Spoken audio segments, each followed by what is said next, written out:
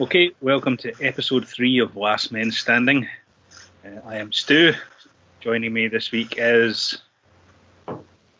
Me, Steve. I. Him, Swanson. And him, Richie. That might actually work. It's possible that we'll point in the right directions, but it's also... We are still stupid. It's alright, people. Quarantine has not improved our intelligence levels. What's everybody drinking tonight then? Yeah. Beer. Old school Grandad beer. Jack and Coke. I do have a hipster beer in the fridge. I'll probably bust that one out later. A hipster beard. Beer. My hipster beard is gone. I've got a hipster moustache now. I'm going for the 90s Latino gangster look. SA. Oh, wow. This makes me think of that Friday film.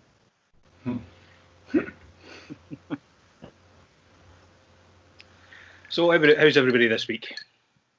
Still crazy, man. Yep. Lockdown week number... I don't even know anymore. Something. 6, I think. I lost count. Yeah. 6 weeks we're in now. What's happened in the world of music this week? Anything? I'm really prepared to, because we're professional. I've just popped blabbermouth up on my phone and I'm just going to scroll through it and see what. Biff Bifford from Saxon never really had problems with alcohol and drugs, so that's a complete non-story. Man didn't do things. Man did nothing for 30 years. What a story. It's really... there you go, Phil Anselmo bringing the A game. Creating music with pot is the way to go. There you go, Phil. He should be heard out, I think. It's got a valid point. What have we got? Skid Row talking about a long-awaited new album. I don't know who's awaiting that. I ain't. Unless it's got Sebastian back in it, nobody cares. But Skid Row obviously hate money, so that's never going to happen. And of course Metallica played Blackened on wooden instruments with holes in them. Well, almost. Did they not? Well, I don't know. I can't watch it. So what happened? Enlighten me. Hetfield plays the acoustic and sings it. Because he's a cowboy. Lars is playing some drums to something. Kirk has the famous Greenie Les Paul, Peter Green's Les Paul out. Oh, cool. Is he drowning in a wah-wah pedal? Is there a wah-wah pedal? It's hard to tell because you can't hear a fucking thing he's doing. Alright. Turned down again, did he? Except for the solo. Well, obviously. where he makes a bit of a noise. Oh,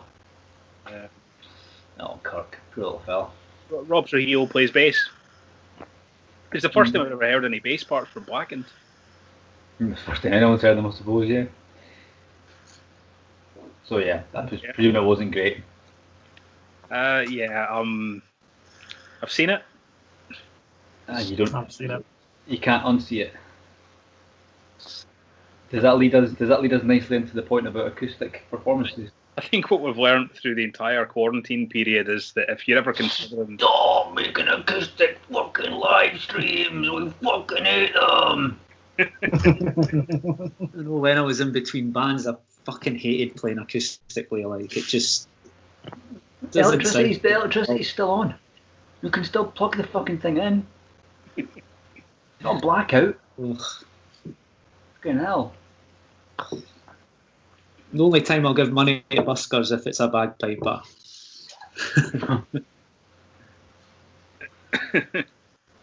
Yeah. You know, last summer when I used to finish a shift, there was a pop-up bar outside of Edinburgh Waverley Station on the top of the Waverley Mall. And every night there'd be a guy, one acoustic guitar, and a load of predictable pop songs, all played in exactly the same form. In the same And when key. you're waiting 30 minutes for a bus, 5 nights a week, that can be very, very tedious. They played Dakota by the Stereophonics. It's the same Probably. same chord progression for every song. Same chord progression, same rhythmic style, same bloody key. Tell you, man, it's a pandemic of acoustic proportions. I never thought anybody could make 10cc sound like Ed Sheeran. That's not good because, as we all know, a pandemic is a metal disease. Exactly. Sept told us this, and people should have been fucking listening. Yeah, it's all through your feed. Somebody's going live with a watch party, or someone's doing an acoustic performance, or someone's charging a £5 a ticket for an acoustic performance. I saw another one of those today. That's cheeky, like. There was a second one. So yeah, as we clocked, not even gonna Don't name them as libelous. Oh, okay. Right. Well, let's just say a second one. There was an American guy I've clocked today is doing. You know, they do like a limited number of tickets. Is he the American guy that we all know from his band that play a venue near us regularly? No. Oh, well, he did one too. This is a fella from. How can I even? Well, if you're going to say it, you can't slack it off. He's had many projects, more recently under his own name. Singer primarily, but plays a lot of guitar as well. Right, just no. Because it's going to get obvious at some point. Yeah. But anyway, it just feels weird to me. People charging you to listen to you busk in your house. Pissing about in your house with an acoustic guitar. That's it. Yeah. Come on. They were doing it for free fucking last week. Now they don't charge for it because everybody else is. Oh, God. And to hark back to last week's podcast, I mean, the one of the musical artists which I mentioned, their frontman did a live session on YouTube 2 weeks ago, and it was completely free to watch. And he interacted. Is that the Greek fella? No, it was Mark King from Level 42. Well, everybody was doing free acoustic. I mean, you couldn't turn on fucking Facebook without seeing half a dozen of them every day. I know. And now they're charging. Yeah. We're back in the room. Acoustic shows, eh?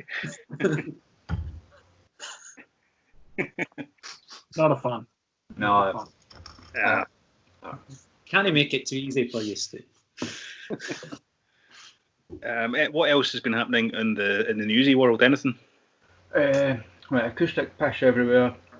Gigs getting binned. Every time I type in Guns N' Roses on Google, it comes up daughter of Guns N' Roses icon wears some sort of swimsuit bikini. Well, that tells us more about the websites you frequent than anything else. Oh, honestly, that's all the Guns N' Roses news you get nowadays. I've seen the story all week's been somebody leaked that they're doing a new album. I never read it because it's probably bollocks, but that's the. It was him last week. I never even seen it. I want to see Duff McKagan. I might be wrong. Said that they're working on something and it sounds amazing. Slash has said that 100 times over the past 3 years or something. There's material and it's good. It's kick ass. Time will tell. Been new stuff coming out. The new Haunt's out. Well, one song from the new Haunt's out. Yeah. I just played it before we started the call here, so I will be purchasing it as with all the other Haunt albums. Yeah, I've got them all. I'm not going to not buy it, but it's a definite banger. Harks back a little bit to the start of Haunt. Yeah. What were they like? What were they like when you seen them live last year in Newcastle? Or was it last year? Was that last year? No. Last month. Like a fucking last couple months ago, you fuck. Well, 3 months ago, Swanson. Lockdown seems so long. Not been that long. Was it? They were amazing. And they kept that. They were incredible, yeah. But this sounds a bit more not raw because it sounds better produced. I think than the last one. It sounds really good. You can hear everything. There's a lot of clarity, but it just has more of a burst into flame kind of a feel to it. Aye, mosaic vision-y kind of feel to it. Less, I don't know how to describe it. It just sounds really more like organic. A horrible word to use that, but the song that they put out could have easily been on Luminous Eyes. Yeah, just it sounds just better. Yeah, production-wise, but the song itself totally. And Trev playing guitar solos again is absolutely, that must happen. Because when he plays a solo, then it just sounds like Haunt to me. That first solo in that song's killer. As soon as it comes in, you're like, he's back. The bendy tappy shit that's going on. Yeah. Cool as fuck. You think he sort of took a back seat with the solos just so he can concentrate on the frontman type, or his singing basically? Yeah, he did for a bit. Yeah. And John's like an incredible guitar player anyway, as we saw it. Like, Christ, he didn't miss a note at Brofest. He was amazing. When we were watching him live, he was taking most of the solos, John, not Trevor. Well, on the record, is it usually Trevor? No, not in the last one. It's probably more John than Trev. But before that, it was on like the first EP anyway. It was just Trevor, because it was just Trevor doing everything. Exactly. So it's kind of going back to a wee bit more of his playing in it, which is good because it's more of a distinct. They're two different players. Yeah, and you need that, I think. Yeah. If you're a two guitar band, you need to have two different styles. So. As we talked about in one of the previous episodes. About the Murray Smith dynamic and Robo Gorham kind of stuff. It's just pleasing to the ear when you play it, you know. A bit of variation. Yeah. What else was out? The new Traveller has been out for a while. Last week I think, wasn't it? I think it's actually been out a month. I'm sure it said it was out in April. I probably would have slept on it a bit. But I listened to it for the first time today. I feel it's a bit of a step on from the last one. Still a similar kind of sound. There's more dynamics in it, vocally. So he's not just doing the kind of Halford scream all the time. He's actually got a slight Axl Rose vibe to it, I feel. There's like a wee sort of snarl that he kind of does in there. I wouldn't say he sounded like Axl, but there's just that little bit of a twinge. Attitude. Wee bit of that. So it sounds like I'm interested to see where they go as a band, if they're going to keep doing the same kind of thing, or if they're going to just totally change. Like from what we saw, like incredible musicians, like no perfect, stupidly good. I mean, we weren't exactly sober, in fairness. we were probably not. Our judgment may have been slightly impaired, but it sounded like no perfect on the night. Were they playing when that guy was falling over in front of us? No, I think. Yeah, was that right? I think it was Right City. He was brilliant. Yeah. He fell over a lot of times in the space of 5 minutes.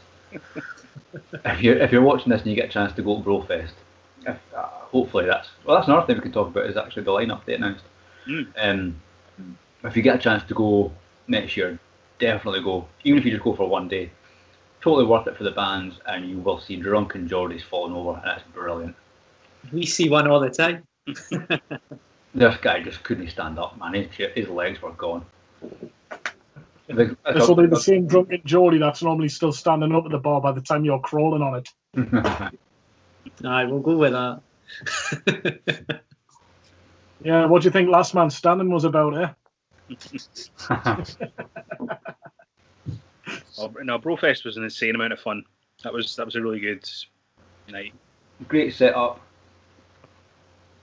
The best bit of it probably was the banter outside. Yeah.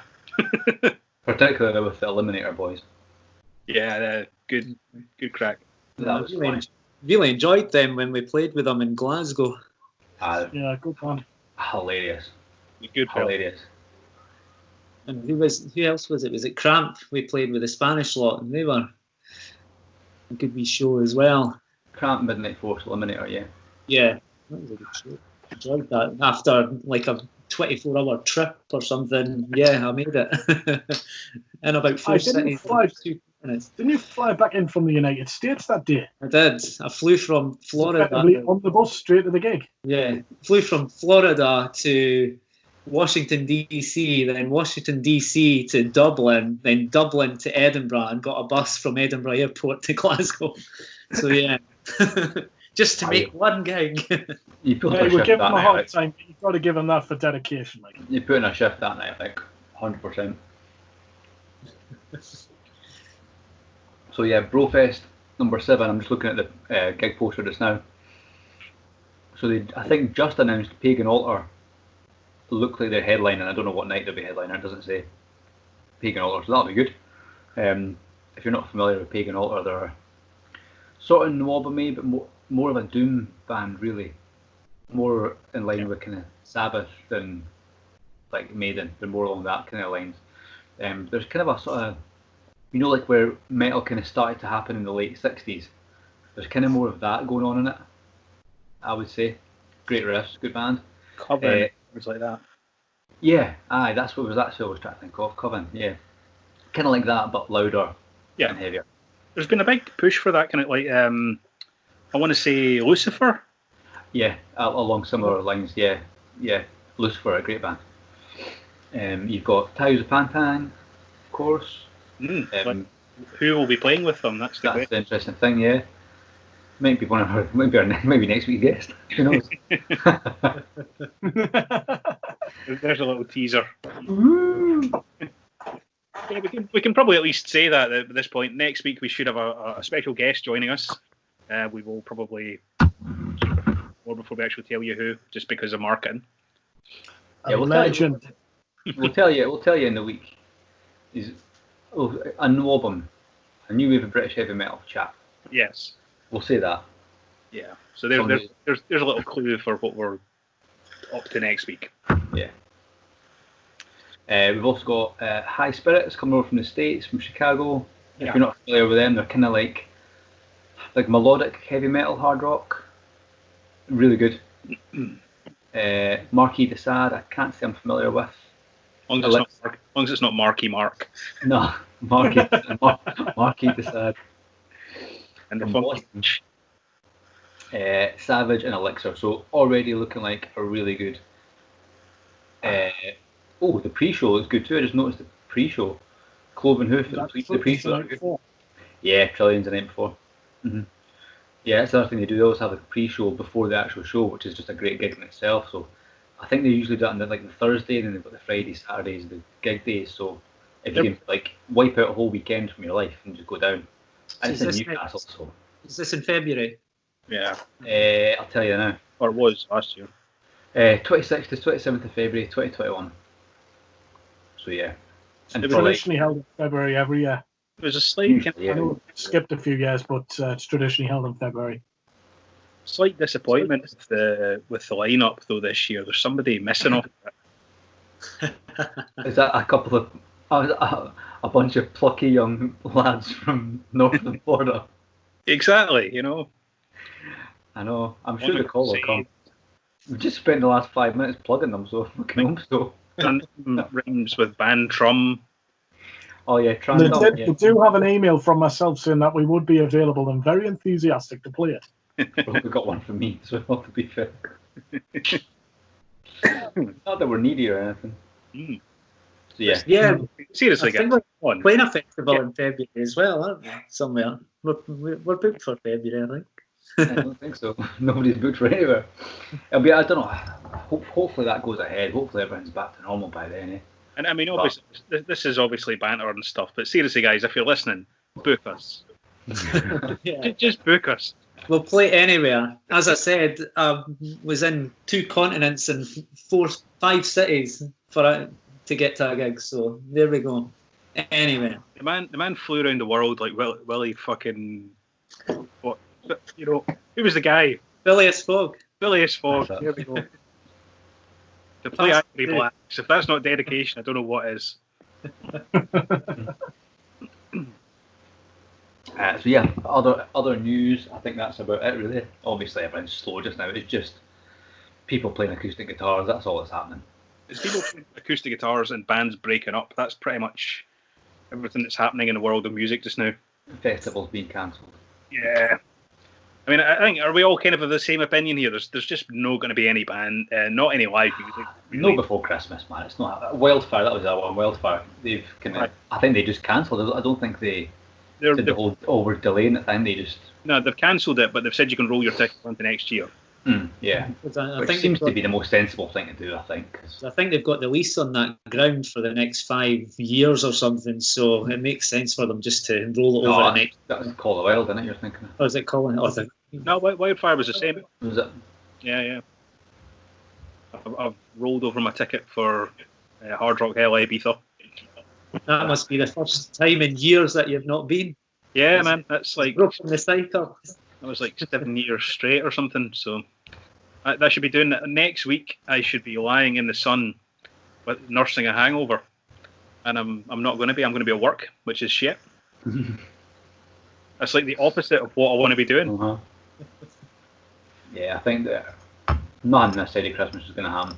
No. But on the positive side, that means we can get to work on a new album. If we can go back to the rehearsal studio. If we can get that would be fun. I'm missing singing at the moment. I think that'll be when that's going. They're kind of talking about like opening up to gatherings of no more than 10 people.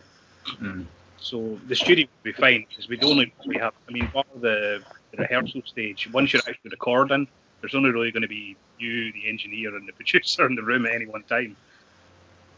Yeah, we need to go wireless if we're in the studio, in the rehearsal room. Yeah. One's going to have to go in the toilet. Steve. We could wear masks when we rehearse. Well, I can't really wear a mask, I need to say. Corey Taylor can do it, why can't you? Exactly. Lots of people have worn masks and sung. Nah. Just do a cloth one. You can sing through that. The rest of us will have the full fucking gas masks on. Plague masks. Hazmat suits. Like Back to the Future. Always a gimmick to be had.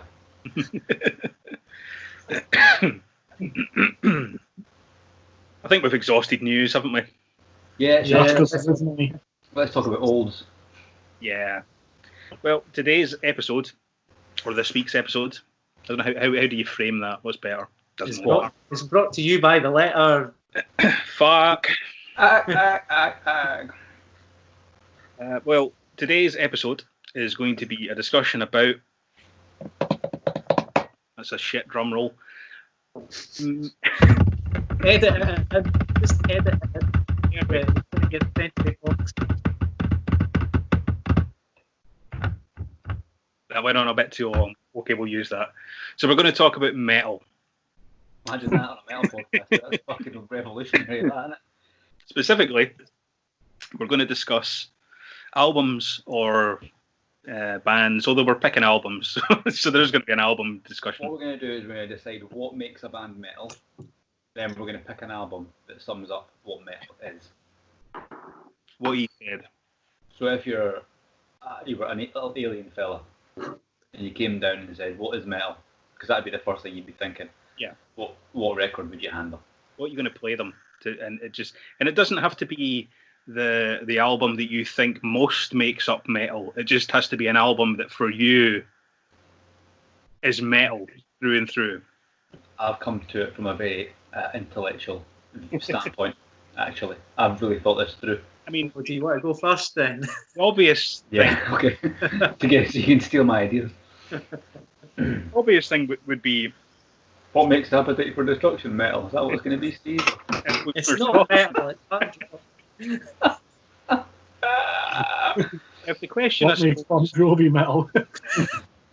if the question was what is the definitive metal album, which it isn't, but if that was the question, we'd probably all have to pick just Black Sabbath, wouldn't we? That's what I was going to say. Black Sabbath. No, Is that the definitive metal album? it's the first one. Is that not what all others are a copy of? Yeah, but right, we've started. People, we've now started. Right, so what we're discussing is what makes metal a band? What makes a band metal? Yeah. Let's go with that first. Let's leave the albums till after. Let's Because do this in some kind of continuity. Let's be professional. Shall we go on purely by music rather than... No, because what makes a band metal isn't just music. Yeah. Kiss, Well, I was for going to example. start on that, but then we can go on to start with the music first and then go on to our attire or whatever you want to call it. You've got right in the grand scheme of music, and rock and roll in particular. Unfortunately, it has a tendency to break up into subgenres. Splinters madly, yeah, and just metal itself splinters. You could be like a really hard rock band, but not quite metal, you know. Mm-hmm. So, what is the defining thing that makes something metal? I mean, if you asked Sabbath, they wouldn't say they were metal. No, I mean, because it didn't exist. Yeah, exactly. It never existed. But even now, if you ask somebody, is Black Sabbath metal, they'd probably say no, it's classic rock. Somebody would argue, I suppose. People always argue. That's what we're here to do today. Yeah. People love an argument. Well, like the first thing with metal, I would say, well, for Black Sabbath, is they tuned down. And not on the first record, they didn't. Not till Masters of Reality. Masters of Reality, they went down to C, but nah, first one was standard. I think Paranoid might have been half a step down, but that wasn't uncommon. Yeah. And Hendrix was in the middle of E and E flat, so there was. It's like in an Indian tuning. No, he tuned to, because tuners didn't exist, so you couldn't tune to E. You tuned to what sounded like it was close to that piano in the corner, and you tuned to each other. Yeah. If you try and play along an AC/DC album, you can't. Not in a standard tuning. You have to tune to the record to play along with it. There's been a few songs I've tried to learn over the years, and it's been like that, and you're like. Yeah, that's why Hendrix and AC/DC are the worst culprits. But any band before digital tuners came in, that's what you'll find. Van Halen 1's a bit like that. Anyway, tuned by ear, so you would say E flat, but it's not quite. It's just a ball hair out. If you're not Scottish, a ball hair is a measurement, officially recognised unit of measurement to define something very tiny. It even continued into the 1980s. I mean, if you see Megadeth's Peace Sells, but Who's Buying? That's not at regular pitch. Mm-hmm. It's and it's not even a half step either. It's like a quarter step down. Just a tiny bit underneath standard tuning, yeah. It's the pitch of opium. Well, it's sitar. They have sitars. They have quarter notes, I think. I've never played a sitar, but I know Indian music has quarter notes. But they use drones as the tuning structure. Not the ones that fly over your house. But so to your point, Steve, because it kind of is a relevant point, there is, on more recent years, tuning down is like standard now. But then this is where we get into it, because of that heavy metal bands don't tune down, thrash bands don't really tune down, but death metal bands do, and doom metal bands do, sludge metal bands do, and new metal bands do. You could kind of say Sabbath was quite doomy. Sabbath were probably the first doom band. Well, Sabbath were the first everything, really. Yeah. But yeah, in terms of to your point, I think Sabbath were the first ones who really went down that far. And I think Masters of Reality, Tony, it was either C or it was C sharp. Yeah. C, it is concert pitch though. Obviously not on guitar, but for everything else, it's concert pitch. But that was born out of necessity for his fingers. He couldn't play a regular tune. But then that did create, like, Masters of Reality would be the first record that you hear that's got that really great. It's not quite in tune. It's kind of going boing, that kind of boingy thing, which is where doom metal comes from. You can hear the string. But it's interesting that nobody else picked up on that until probably about 1980-81 with Witchfinder General.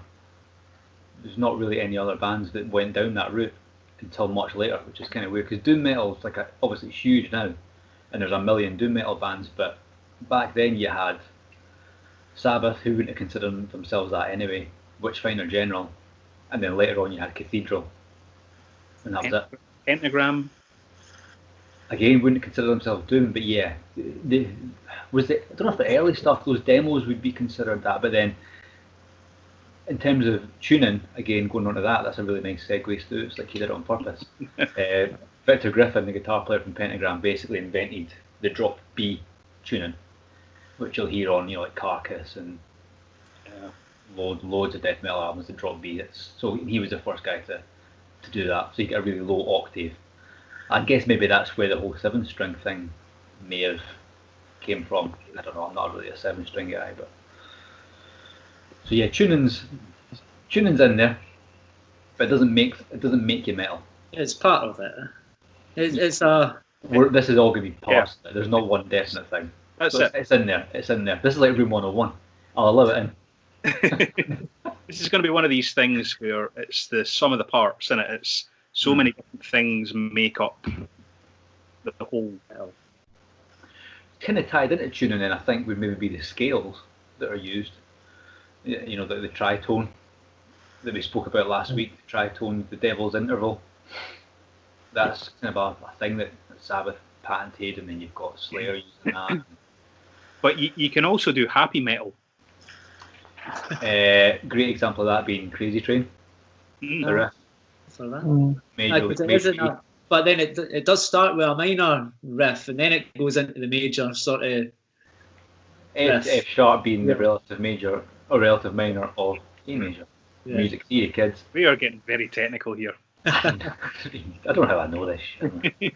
Just as well Billy's not here this week, or be asleep up in the corner there. 4/4, that's all you fucking need. Hi, Bill. Love you, Billy, man. Yeah, but Billy's off in the patent mic this week. So you're going to have to fucking beat that out of you, dick. No, that's fine. I don't think you can say that. Trust me, it's fine. Fine. That's what we call banter, and that's right. So yeah, the overall kind of tone of the music, I guess, is generally speaking dark. But yeah, you're right. There is happy metal too. So I think one thing that this is probably a personal thing, but for me, it's bands that are playing on the very edge of their ability. Is what makes it metal, because that's what creates the excitement. And you can apply that to anyone. You can apply that to Dream Theater, and you can apply that to Venom. I'd never really thought of that before, but that's actually a really good point. If you think of it, Venom were terrible musicians. They didn't know what the fuck they were doing. They'll tell you that themselves. But they were doing the absolute, well, actually beyond. They were playing beyond what they were capable of doing. And someone like Dream Theater would be doing the exact same thing. Just their capability is way up there. I heard that they couldn't play. I've not watched any of the live stuff, but I heard years ago that they couldn't play the stuff live, or half of the stuff live, just because it was that technical. And you know what a live concert's like. It just all the sounds swirls around. Who's that? Dream Theater or Venom? Yeah, Dream Theater. I was going to say Venom couldn't do it on the record either. Yeah, Venom's drum sound was characterised by someone described it as sounding like they were being kicked down the stairs. Someone kicked the drum kit down the stairs. Brilliant. But yeah, I think that's Final Tap. I don't know if that makes it metal though, but it's what makes it a band exciting. And I think a lot of times that's why you get this trajectory of bands starting on their debut and it being really good, and then they plateau because they get better. Yeah. So they don't have to try as hard. You sort of fall into the comfort zone a little bit, you know. Yeah. It becomes, and there's several well-known guitar players who've become household names these days that just became slightly mundane sounding with their constant whittling, whereas at the beginning of their career they're probably a wee bit more exciting. Yeah. Well, like indie. That's not who Stu's thinking. I actually know who Stu's thinking of. Imagine I know exactly what he's thinking through a computer screen. That's fucked up, isn't it? He's my band wife. We've synchronised. Yeah, you do the harmonies well together, so harmonising in thought as well. But I mean, that happens to a lot of guys. They become so... What's the word I'm looking for? Everything becomes effortless, and it stops having. They don't need to try. They've maybe used all their ideas, and they're like they lose like that attack. You know, it's like the excitement, really. The eye of the tiger. My God. But a good example of what you're talking about would be Randy Rhoads, because for everyone saying what would Randy Rhoads be doing now, he wouldn't be playing guitar, was he? Probably. He was out. He would basically be Zakk Wylde, what he done. No, it would. It would also, Randy was checking out after Diary of a Madman. He was done. No, but I mean, he was he going to would go and learn to play classical guitar. it would also but depend he on. would have went on to do something else, like what Zach Wild done. He got bored with Ozzy after, was it 2 albums? Zach got fired by Ozzy. Yeah. Mm-hmm. Twice. Yeah. But yeah, Randy was like, wait, I've done everything I need to do in the rock guitar. That's it. It's finished. I've completed it, mate. Zach couldn't even believe that he was in Quiet Riot before that. Have you ever heard? Crazy. You ever heard the albums he did with Quiet Riot? No, Quiet Riot 1 and 2. I've not heard them because obviously, well, when they came out with the cover of Come On Feel the Noise, or was it Metal Health was the album? It's the album. Yeah, that's the only one everybody ever knows. So the ones with Randy, they were sort of swept under the carpet. They were only released in Japan, so there was never a full international release for them. They're like Pantera's first records. Yeah. So that they're out of print, and I think they were like, I don't know if it was Randy's family or what was the singer's name? Kevin DeBrow. Yeah. It was one of the pair of them. I think had decided they never wanted those albums to be made to be re-released. So there's like some kind of clause. Embargo. Yeah, but I mean, you can hear them. You can probably find them on YouTube and stuff. I've certainly had bootlegs of them over the years, so I know they exist and I've heard them. But they don't sound anything like Ozzy. No, I can't imagine they would. I mean, like Randy's playing style is quite different on them. You can kind of hear there's a few licks and stuff here and there, but he doesn't play anyway what you would think. Like, you wouldn't say that's the guy that's just done Blizzard of Oz and Diary of a Madman. It sounds completely different. You think he was maybe held back in that band? It's hard to say, innit? I mean, I'm sure there's been 1,000,001 looks into the background of Randy Rhoads, but it was a different band, you know, it was a different sound. Maybe we could go. I think if I don't know if Ozzy heard Randy playing the way he did on the records at the start, maybe he wouldn't have picked him. Possibly. I mean, he wouldn't have picked him anyway because he was too busy occupying himself in hotel rooms with other things. And it was wasn't found by Dana Strum. Dana Strum that convinced Randy to go to Randy, who I wasn't a Sabbath fan at all, didn't like Sabbath in the slightest. Yeah. But Dana convinced him to go along, plugged in a little practice amp, played. Ozzy went, that's all up, man, before you fucking come along. Boof, it was done. Didn't even fucking listen to him, he didn't give a shit at that point. But then, you know, it was like on a knife edge between him and probably a bunch of other guys. But then he went on and created this like neoclassical style that was only ever on 2 albums that 1 million people have copied. Do you know who the people who were considered? Well, the timescale. George Lynch was in there. Gary Moore was considered, yeah. So the kind of accepted ones are George Lynch, Gary Moore, Michael Schenker was apparently asked as well. Schenker was nearly in there, yeah. John Sykes. Sykes, yeah, because he just left. He just left Whitesnake in there. No, he just left Lizzie. Aye. Yeah, no, he was considered at that time. Yeah, you can see. The old interesting list of Aussie guitarists. So I've gone way off track already.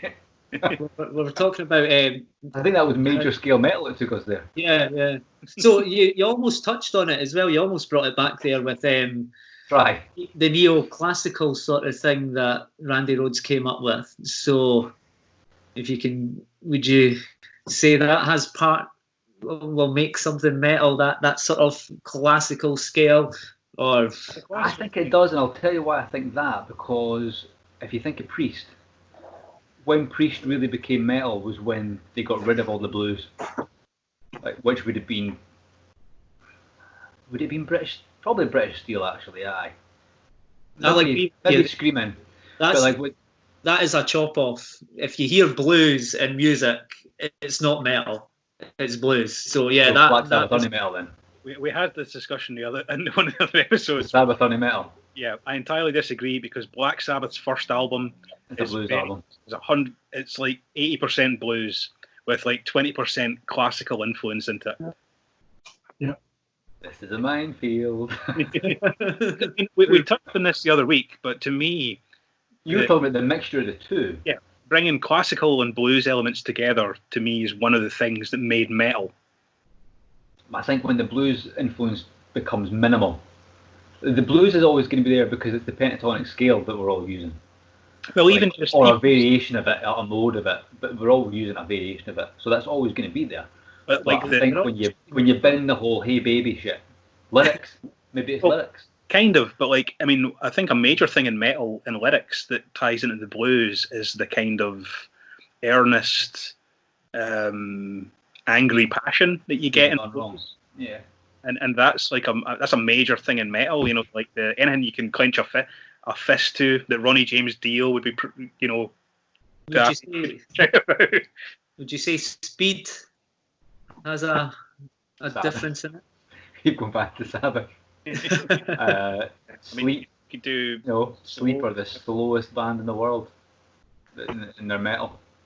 Yeah. Or are they? This is what we're here to decide. Speed. Nah. Everyone's metal. Fuck it. Is metal a style of music, or is it just an attitude? It's a state of mind, I suppose. It's like punk. Punk, you know. The only thing we can agree on, if it's plugged in. It's plugged in. Right. The intro to Blackened.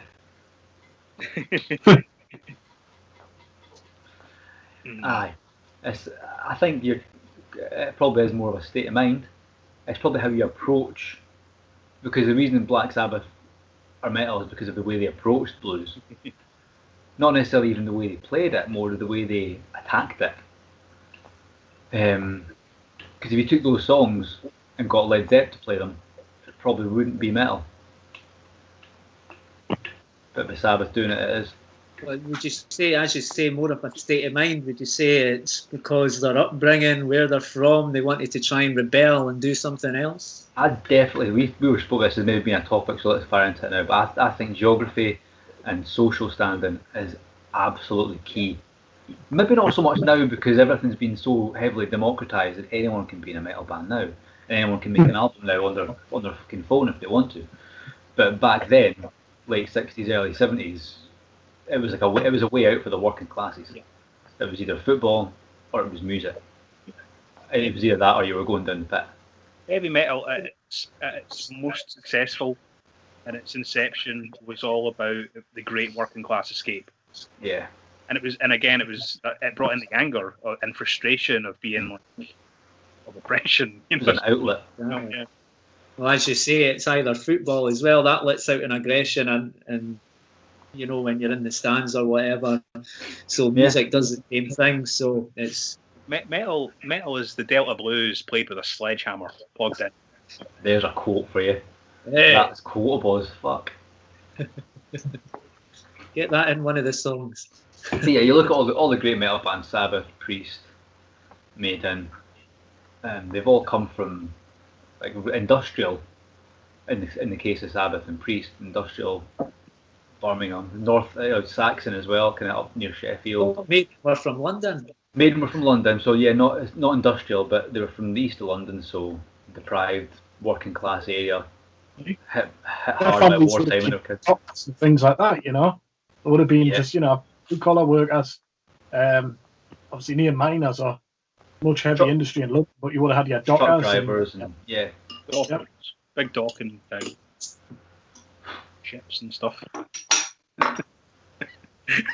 That wasn't some kind of dig or anything. No, it would just, you know what that means. I know you were going there, and stop it. That reminds me, I've got a good meme to send you later. Please don't. So yeah, upbringing, geography. I mean, I can't think of. I think if you went to Oxford or Cambridge, you created Genesis and Pink Floyd. If you went to a grammar school, you created UFO. I would go with that because then you got some of them that were semi-rebellious but went to posh schools, so they came out with, you got the Who and stuff, went to art school, but they were kind of half and half, which the music was in between, as you say, like your Genesis and your Black Sabbath, so you had your hard rock in the middle of that, basically. the art school crowds very rarely seemed to cross into the metal world hugely. It was prog rock, wasn't it? From performance point of view, anyway. I mean, you'd get like fans and stuff, but you didn't Actual bands, yeah. I can't think of one. I'm trying to think like kind of proto metal and I mean, like a band like Genesis, who have again elements of what would end up in metal, a few years later. Definitely. They were as well. Yeah, again they were more affluent in it, like the posh schools and things, most of them boarding schools, but they still had a rebellious streak and was about pushing the boundary and not being. The thing is, I'm going to go on a bit of a tangent here as well about that. Is like, obviously you got the ones that went to their posh schools and stuff. They would be brought up quite sort of Christian and things, whereas you got the ones from the working class. They probably wouldn't bother going to church and stuff. Whereas that's where maybe the Satanism element came into it. Just to rebel. Shut up, yeah. I've read Mike Rutherford from Genesis autobiography, and trust me, there's not a lot of religious stuff going on in there. I'm just because we're going on what makes metal, so there's quite a bit of a Satanist element in them in it. So that's an interesting point. We'll go. That's a bit. If you just said that. The thing you said before that was still. We'll leave it in because it's a good segue. Yeah. Because so we'll bring out the old devil worshipping thing. Yeah. The Dark Lord. Interesting, isn't it? Because again, Sabbath. We're gonna have to keep going back to Sabbath here, but like Sabbath, heavily. You mentioned Coven as well. Coven were doing that shit too. Well, Coven kind of before Sabbath. Yeah, and they were courting it. Mm-hmm. A bit more. But is Sabbath seriously? Yeah. Sabbath. But the thing is, though, Sabbath probably just thought of it as like a bit of a laugh. They're from Birmingham; they can take a joke, Whereas, and they probably think it's brilliant that people take it seriously. It was part of the appeal, part of the controversy. I think all metal bands have played up on it. Yeah. To an extent or another. Exactly. We don't all go and worship Satan in some sort of cult somewhere, do we? Some do. Exactly, but Sabbath never. No, I mean Sabbath. It was the word Satan. Satan laughing, spread his wings was the quote, and that's it on that album. There's nothing else. I can't even think of another satanic reference. To get attention though. But that, and then they started getting weirdos and witches coming to gigs, and the crosses became a thing. Which, if you look at Sabbath, they look like a Christian band with the crosses. Yeah, the song Black Sabbath was kind of demonic-y. Yeah, but it's the Devil's Interval again. Yeah. But on that album, it sounds different to everything else. Yeah, like a song like The Wizard is way more blues. Yeah, it's a harmonica-based blues tune. Yeah.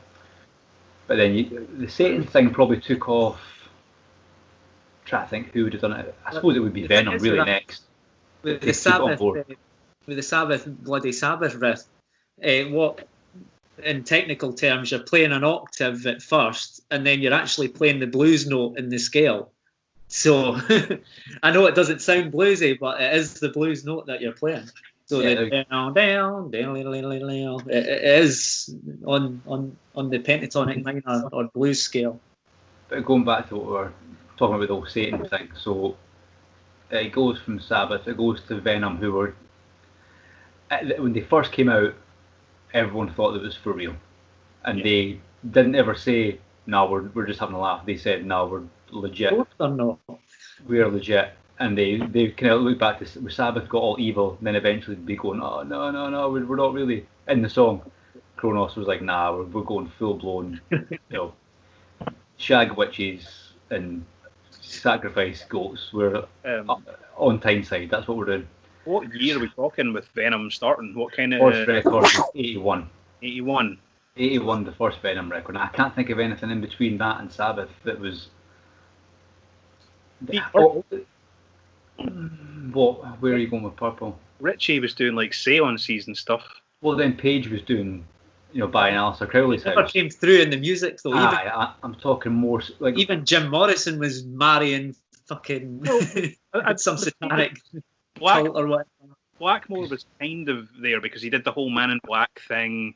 He really played up to that. I mean, he courted that image of himself that he was some slightly evil. Yeah, I guess so. And he was into Ouija boards and stuff like that. I think that the whole the Church of Satan came up really to public prominence in the 60s. In 60s America, flower power and stuff. It became a part of that. So all these guys kind of flirted with it.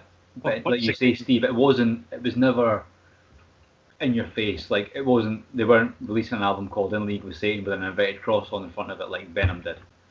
You're going to fucking hate me again because I'm going to once again draw back to the Beatles, where you had Charlie Manson. Yeah, God, Helter Skelter. Helter Skelter was about Satanism and all that shit. Would you say that's the first metal song? Probably not. But apparently that was written in response to The Who saying, like, we're the loudest and rockiest band in Britain or whatever. So Paul McCartney was like, fuck it, I'm going to write a better rockier song than you.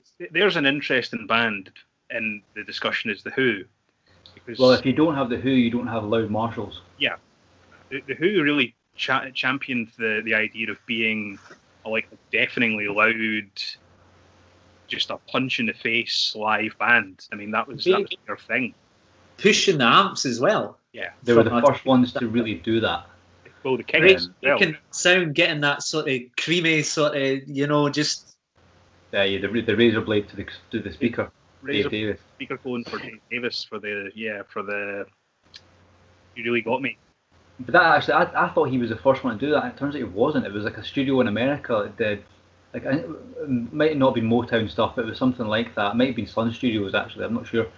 But somebody had done that, and that was initially used to replicate a trumpet sound, or I want to say, or a trombone sound.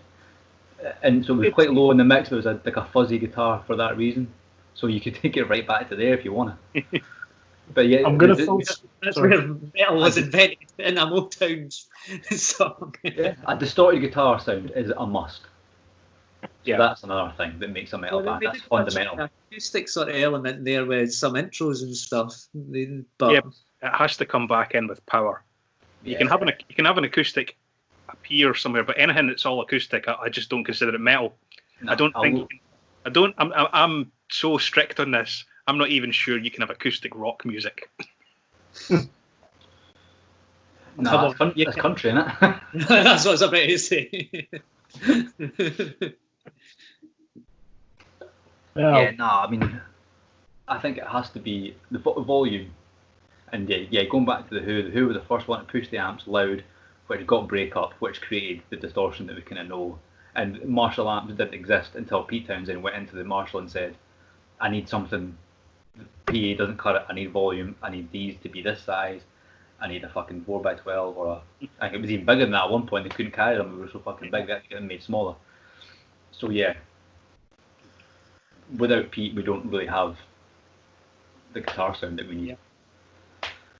So yeah. With regards to lyrical content in The Devil and whatnot, he has one for you to consider. The song Come to the Sabbath by Black Widow. Has anybody heard that?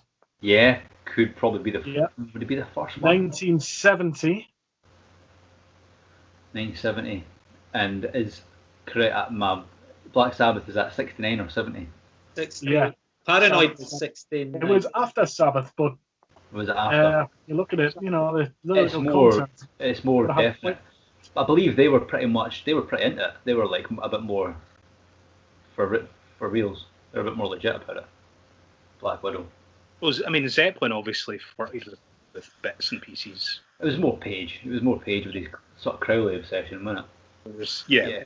If Plant was writing the lyrics, it was always a bit more fantasy or Flower Power, Lord of the Rings stuff. Well, yeah, I was about to say Lord of the Rings. And that's another. Well, again, another. This is like it's almost as if we've got it written down somewhere and we've promised we don't. No, we don't. But fantasy-based lyrics are a big part of metal. Probably brought in by Ronnie Dio on the first Rainbow record. He definitely championed it. But I mean, he was doing it in Elf as well, really. Yeah. Did you say that? Did you say that was partly their upbringing as well? That they just wanted to try and imagine stuff, and they were into books or whatever. And yeah, a form of escapism. Yeah. Yeah, exactly. That's what I was meaning. Yeah. I actually don't really know an awful lot about Ronnie Dio's backstory. That's obviously Sicilian immigrant. I don't know if he was like dirt poor, but I don't think he didn't have a lot of money. But he speaks on the Evolution of Metal series that Sam Dunn did, the Banger TV ones, which are brilliant. He speaks on that about just escaping into books, Ivanhoe and stuff like that. So it was all knights, kings, chivalry, dragons. I suppose Gene Simmons was kind of like that, because he came in as an immigrant who couldn't speak English when he came to America, so he read comics to learn English, yeah. And he got a lot of it. He became fond of superheroes and horror and stuff because he was, that was his only media that he was consuming. That's the sort of songs Kiss wrote. It was like sort of everyman songs, basically. It's like, we can do this, we can achieve this, basically. It's. I mean, I suppose someone was always trying to stop Kiss from rocking. Yeah, They were always trying to fight for the right to rock. It's like fighting against something. Well, that kind of leads us back to the whole devil worshipy thing, because that was always levelled against Kiss. Yeah. Particularly because of Gene. Knights in Satan's service. Knights in Satan's service, yeah. I mean, he was doing spitting blood and all that kind of shit. But I mean, again, that was a wee bit later down the line, because you're talking 73, 74. I think some form of controversy has always got to be. If you think of every metal band, they've always, even just a minimal amount, they've always had a bit of controversy, whether it's from their own making or whether it's come from PMRC in the States, burning their records and shit. There's always. Well, the big ones were the Judas Priest law court case or whatever, and then you had Audrey as well. They were the big ones. At that time, Tipper Gore she was mental, rampaging through the metal community. But they all bought the records to burn them, so fuck. Exactly. Yeah. As the story goes about, the cover of number being blasphemous, and people were buying it, setting it on fire, and then running away because they thought inhaling the fumes. Yeah. So they bought even more and destroyed the Bahamas, which done great for Iron Maiden's sales. Yeah. I mean, yeah, we're a bit further into that's kind of like the mid-80s we're into there. Yeah. Mm-hmm. With the PMRC thing. When they decided to put parental advisory stickers on and just rocket sales straight up, because every teenager in the world went, I fucking need to hear that. If mum and dad aren't supposed to hear it, I fucking need to hear that. I think it's caused a decline of music, though, really. I mean, people are buying, well, nobody's buying it anymore, but people started buying music that was more edgy because it contains more profanities and, lyrics about, slapping your mother's arse or whatever. So they started all buying all these stupid rap records from the 1990s. Have you ever heard an Eminem record? No, not that one, I haven't. No. I'm saying the only two Eminem songs people know is Real Slim Shady and Lose Yourself. Oh, no, I'm not going to disparage Eminem here. He's quite famous. He's had a career for quite a long time now. He's done well, the lad. I think I could probably he's name. Done well for himself. So how did we get from metal let's to try if we could try and navigate back to the point. Content. Yeah, we'll talk about controversy in metal. So let's track back. We went forward to the mid '80s, so we'll track back a little bit. Why don't we track back to just before? Because we've talked about Black Sabbath enough, and they were early '70s. Well, basically on the turn of the early '70s. Let's go to just before Iron Maiden, or maybe '75 when Iron Maiden started out. What's happening then is it's got very much not offensive, and it's gone more. You've had glam, so you've had the Sweet, you've had Bowie, you've had T-Rex, and you've now got Lizzie, UFO, Early Priest, AC/DC coming through. As we touched on earlier, Lizzie. I wouldn't have said so. 70, back in the mid 70s for me, I think it's more the stadium bands were kind of becoming a big thing. I'm thinking more specifically UK, but yeah, if you're talking about the States, you've got Journey, Foreigner, whatever else. So that kind of mid 70s, you're still talking Purple and basically we've skipped glam. They're because dying on their arse, though. we're They're not dying on talking- their arse. This was the dying end of them. Well, yeah, I mean, that's an interesting point, I suppose. They were still massive. They were still huge, but in terms of media, It and was on the downward slope. Yeah, you they know. were about to hit the They skip. hit the peak. And you were having the rise of punk, I suppose, kind of starting. That's later on. That's 78. So we're nah, on 77 is punk. Yeah, 77 is punk. this is when the underground was starting. Yeah, that's what I was trying to get to. So, like, you've got Maiden starting, was it 75? They're starting in pubs and stuff in London. And so, I think we should maybe try and. People were trying to get away from the grandiose, Stadium gigs. overblown stadium stuff. So it was becoming a bit more. Punk fixed that. Punk killed all that off, and then laid the kind of ground for the new wave of British heavy metal, which was the next thing to come through. It was weird, isn't it? Because it's sort of like it goes back to it was like it became a working class thing again, where these guys had lost. Which track. is mental because punk was not working class at all. No, but it sort of that kind of. It was It was all our manufactured. school kids. It was- It was all our school kids. Did Punk not start as like a New York magazine or something that was originally called Punk, and then it came from there? think It's someone true, referred Genesis to- comes from the United States. Yeah, New York Dolls. See, the punk's a British thing. It wasn't. No, It wasn't. that's what I'm trying to Punk say. was an American It invention. was from America, like New York. The Dolls But playing. Dolls and the Ramones. But then, as you say, like Punk And- sort of killed off that sort of stadium gig thing, and people it got brought back down to your sort of nitty gritty gigs. Would you say that's where part of the style came into heavy metal because of Punk?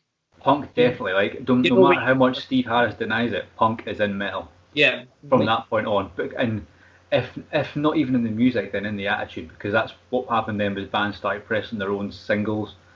And as the punks had done, they weren't getting any record labels, so they were making their own demos and just purely recording their own from shit. a DIY point Yes. as well, yeah. But I was going from a style point too. Like you've got punks going around rebelling with their spikes on their jackets and stuff, patches and sewing up things. You It know, democratised it, punk did, because it basically what it said was you don't have to have an honours degree in music theory to play guitar. You can buy one or steal one if you're Steve Jones, allegedly.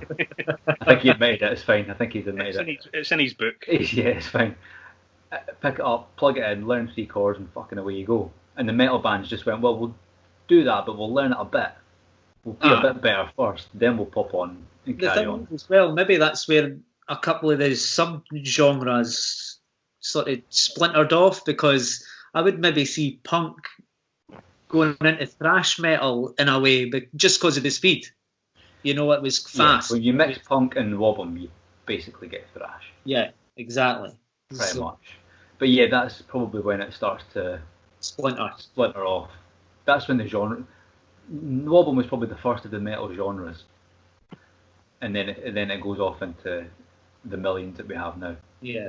That's an interesting point. Does metal begin when it splits?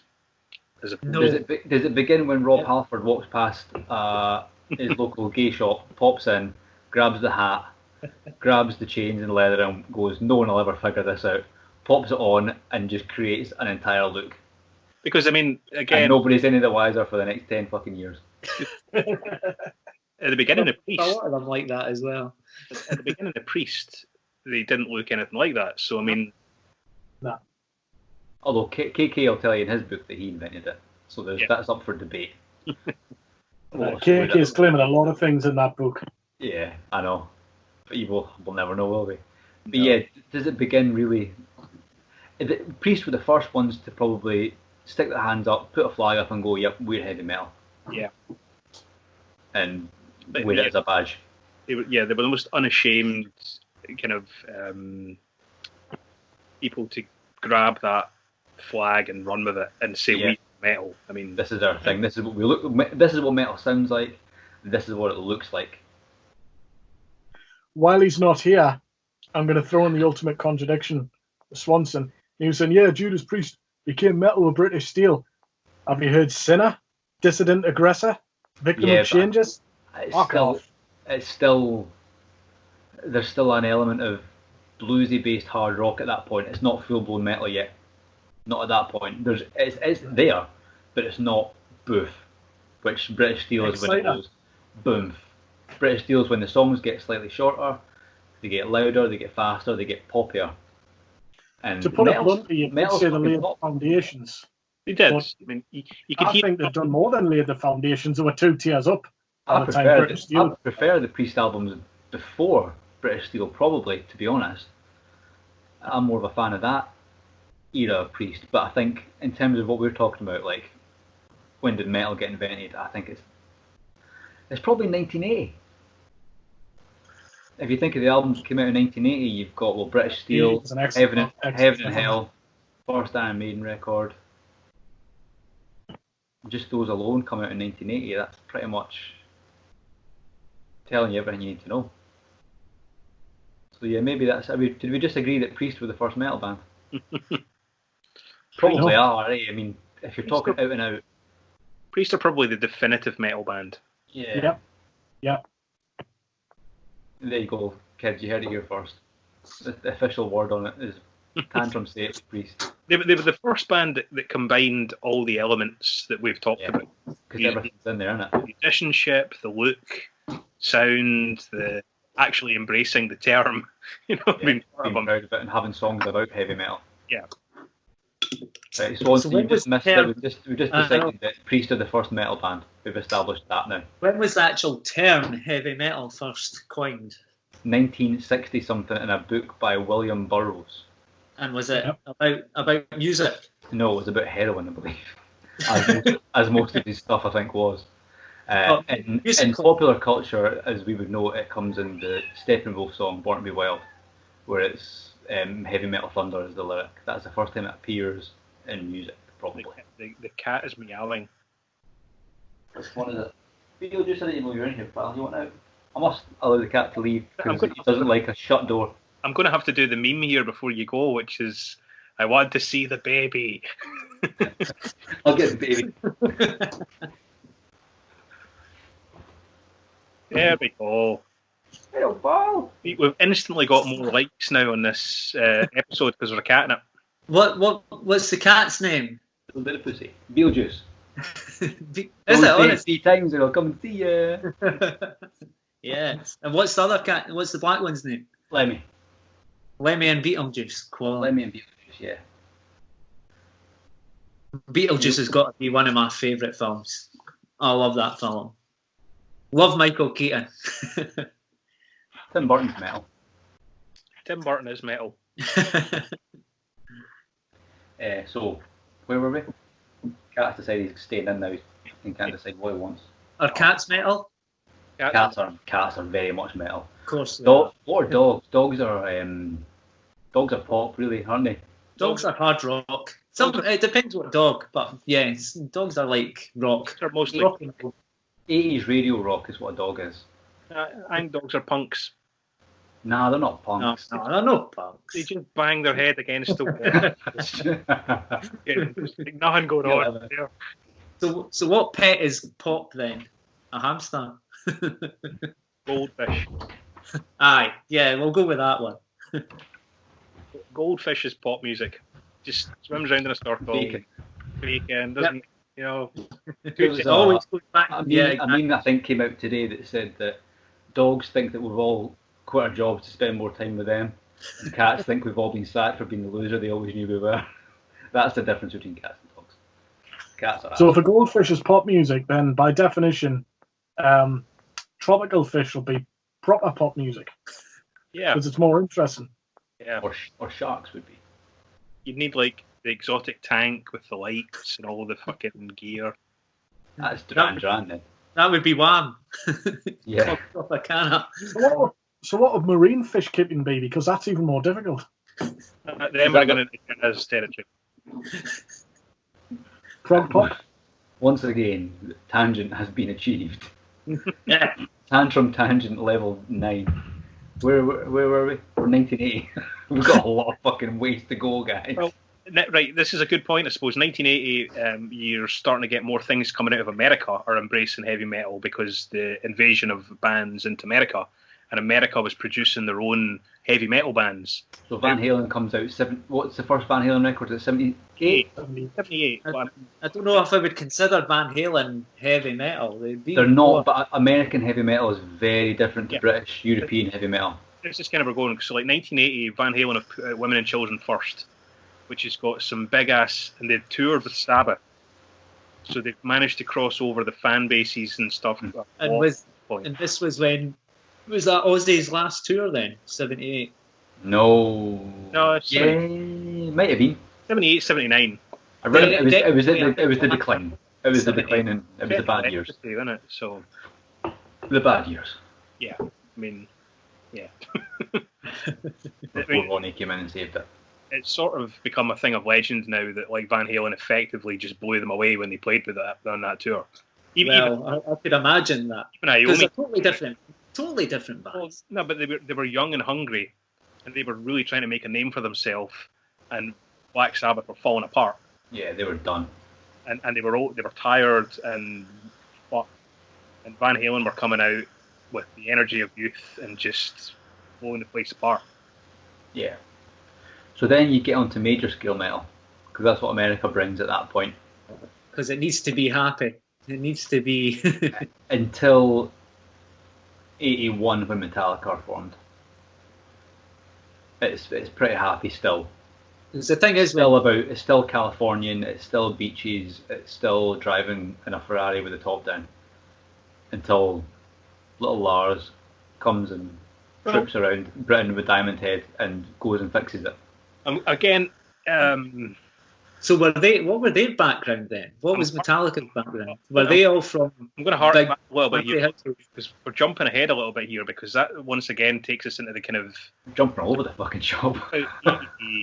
What we're talking 83-ish there, these kind of points. That's when Kill 'Em All is out.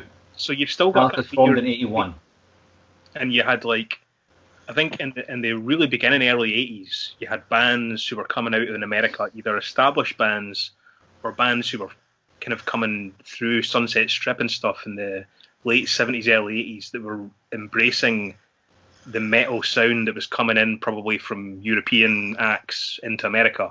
And they were taking the hard rock sound that they'd had in America previously and the arena rock and making it a bit more evil. So who are we talking here? What would you say about like bands like Hanoi Rocks and Motley Crue? Again, that's like, well, Motley Crue. They were early 80s. Yeah, they're kind of in that vein because they came in the second that wave of Van Halen had been really successful. Yeah, they were kind of the next schlep on from Van Halen, but they were and they down tuned everything right down to D. Yeah, just for Vince really.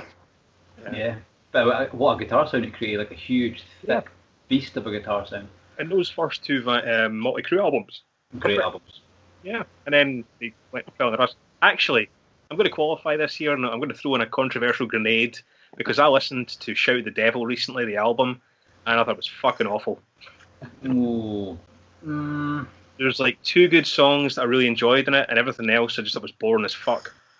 Whereas I think that's the same with every Motley Crue record. I still like see the vocal lines do repeat quite a lot, like the vocal melodies. He does. Their first record's their best, definitely. Yeah, that's because he's used all his stuff up by then. So who else have we got around about that time thinking? Would Rat be? Rat were a bit later, weren't they? No, Rat were coming out at that kind of time. They came out a bit earlier. Rat were there. You had Dio, the band Dio, was kind of... Well, that was 83, 84. Yeah, you're a bit later on, because he's still in Sabbath until 81. Well, the thing is that the beauty that you have with Ozzy leaving Black Sabbath or getting fired is Sabbath made one of their best ever albums, Heaven and Hell, with Dio, and Ozzy made one of his best ever albums with Randy Rhoads. So you've got 2 albums coming out in 1980 that were fucking amazing, and if one never left or if Ozzy never left that band. I'm sure it was 98. No, Ozzy was still drunk. Ozzy was drunk from 1978 through to about 82. I'm sure Blizzard of Oz came out in 1980. I have got Blizzard of Oz sitting right beside me, but I'm Blue gonna checks. Telling, because Zach Wilde died in 1982 or Did he? something. So He's looking good for it. He's looking good, isn't he? Zach He's Wilde, looking pretty good. He can play guitar pretty good for a dead guy, like. Randy Rhoads Yeah, died in 1982 or 3. I think it was 83 he died. But yeah, no, you had Blizzard of Oz 1980. Was it 80? I'm sure it was 80. And same with Heaven and Hell. They both came out in the same year. Still check. Stewart's inquiry. I'm Stewart's pretty inquiry. sure. I'm pretty sure it was 1981. I think 81. Blizzard of Oz was 1981. All right. Well, a year out. Actually, no, it was released in September 1980. Fucking Oh. getting it right. Oh, yeah. Wow. Aye, Once you do sure. something about rock music that wasn't Guns N' Roses related, that's a news There flag. you go. The tour for it Well, was. if you also think Zach Wilde's dead. Newsflash, Zach Wilde died in Randy 82. But yeah, but you've got two basically heavy metal albums that wouldn't have happened if Ozzy never left Black Sabbath. So, So back to Come where are we? same Are we in year. America? We're in America, late But the 70s, thing early 80s. but that's what I I was think going it's still America. It's still kind of Aerosmithy, Ted Nugent at that time, is it not? Well, they kind of got their arse handed to them with Van Halen. Yeah. But because it's at the minute, and there's no movement like there was over in the UK. That was the moment. Really? That's the moment that it changed. As soon as Van Halen blew up, everybody wanted to be able to hot rod a Marshall and get a guitar with a whammy bar and Yeah. play fast, heavy riffs. I Whereas, think they invented that fucking guitar. He put a humbucker in yeah, a I mean, Stratocaster. everything before it was more bluesy hard rock. So that probably injects the element of technical ability then. Yeah. Guitar wise anyway. Everybody The was shred is born at that point. And Ed's amp sound was metal. Yeah. He was gunning the fuck out of a Marshall to the point of It didn't exist, so it had to be invented. Well, that's why he had to change the pickup to a humbucker. Yeah. To get that sound. But of course, his choice of guitar, a Stratocaster never had. They only had single coils, so you can't get that sound out of a single coil. It's kind of legendary story now. So he ripped a humbucker out of a 335, wax potted it, and then stuck it into a kind of Strat body that he built himself. Out of Very parts. crudely. Very crudely. It was the first parts caster. It was also all the parts of that guitar were, apart from like the electronics and stuff, were seconds. The body and the neck Yeah. were factory seconds. They were in a bin, I think, at Wayne Charvel's workshop. Charvel bits, yeah. He just pulled out some basically things that had been flung away and stuck them together. And if you want to buy a replica of that guitar now, it's going to cost you like 40 grand. I know. Not mental, isn't it? Something that You could just make it yourself, like what he did.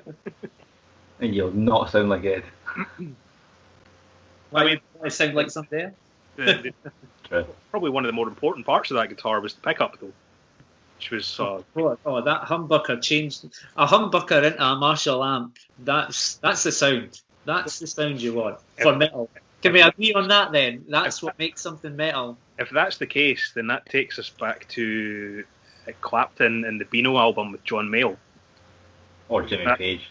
No, Clapton was first. That was the origin of it. The Marshall threw a gunned blues breaker amp, so it was breaking up, and then he rolled down the tone to get that thick. Fuzzy kind of thing. Yeah. And that's what you're talking there, 60 something for the Beano album. 65, 66? Before anyway. So Cream was 67. Oh, Yeah, so so 65, 66 it must have been. Before that. So is that where that's certainly where one of the metal? That's probably where one of the elements of metal was born. Then was guitar sound. Yeah, well, I mean, all the early kind of metal guys were Clapton was a big guy for them. Dave Murray, all those guys were big Clapton fans. So yeah, Eddie copied all of Clapton's licks. That's he's a huge Clapton fan, isn't he? Yeah. So yeah, he's definitely in there, without a doubt. Clapton's metal as fuck. We're on the hipster beer here, folks. It's a mango IPA. Oh wow. Did you go for the Aldi's beer festival or something? It's an innocent gun. Can I get free stuff if I plug this? You've been plugging them every week, I think. I can. Fucking free You beer. Well, if you go into one of the pubs, you can like buy shares while you buy a pint as well. No, you're all right. Free stuff, mind. Right, so we need to move on a bit. Yeah. Let's go forward a bit. So, what else makes metal? Right, well, where were we? Well, we're in the early 80s, so let's Well, we've move on. decided that Priest were probably the first out-and-out heavy metal band. We've decided that. The distorted guitars, Yep. satanic lyrics, to an extent. The look. The look's important. The attitude is important. Their playing ability is important, or the lack thereof. I think pretty much That is metal. everything that happened after that is just a continuation. Yeah. Let's jump forward to Number of the Beast. I love the first two Iron Maiden albums. I do like Phantom of the Opera with the first singer. What's his name? Zach Wild. No, an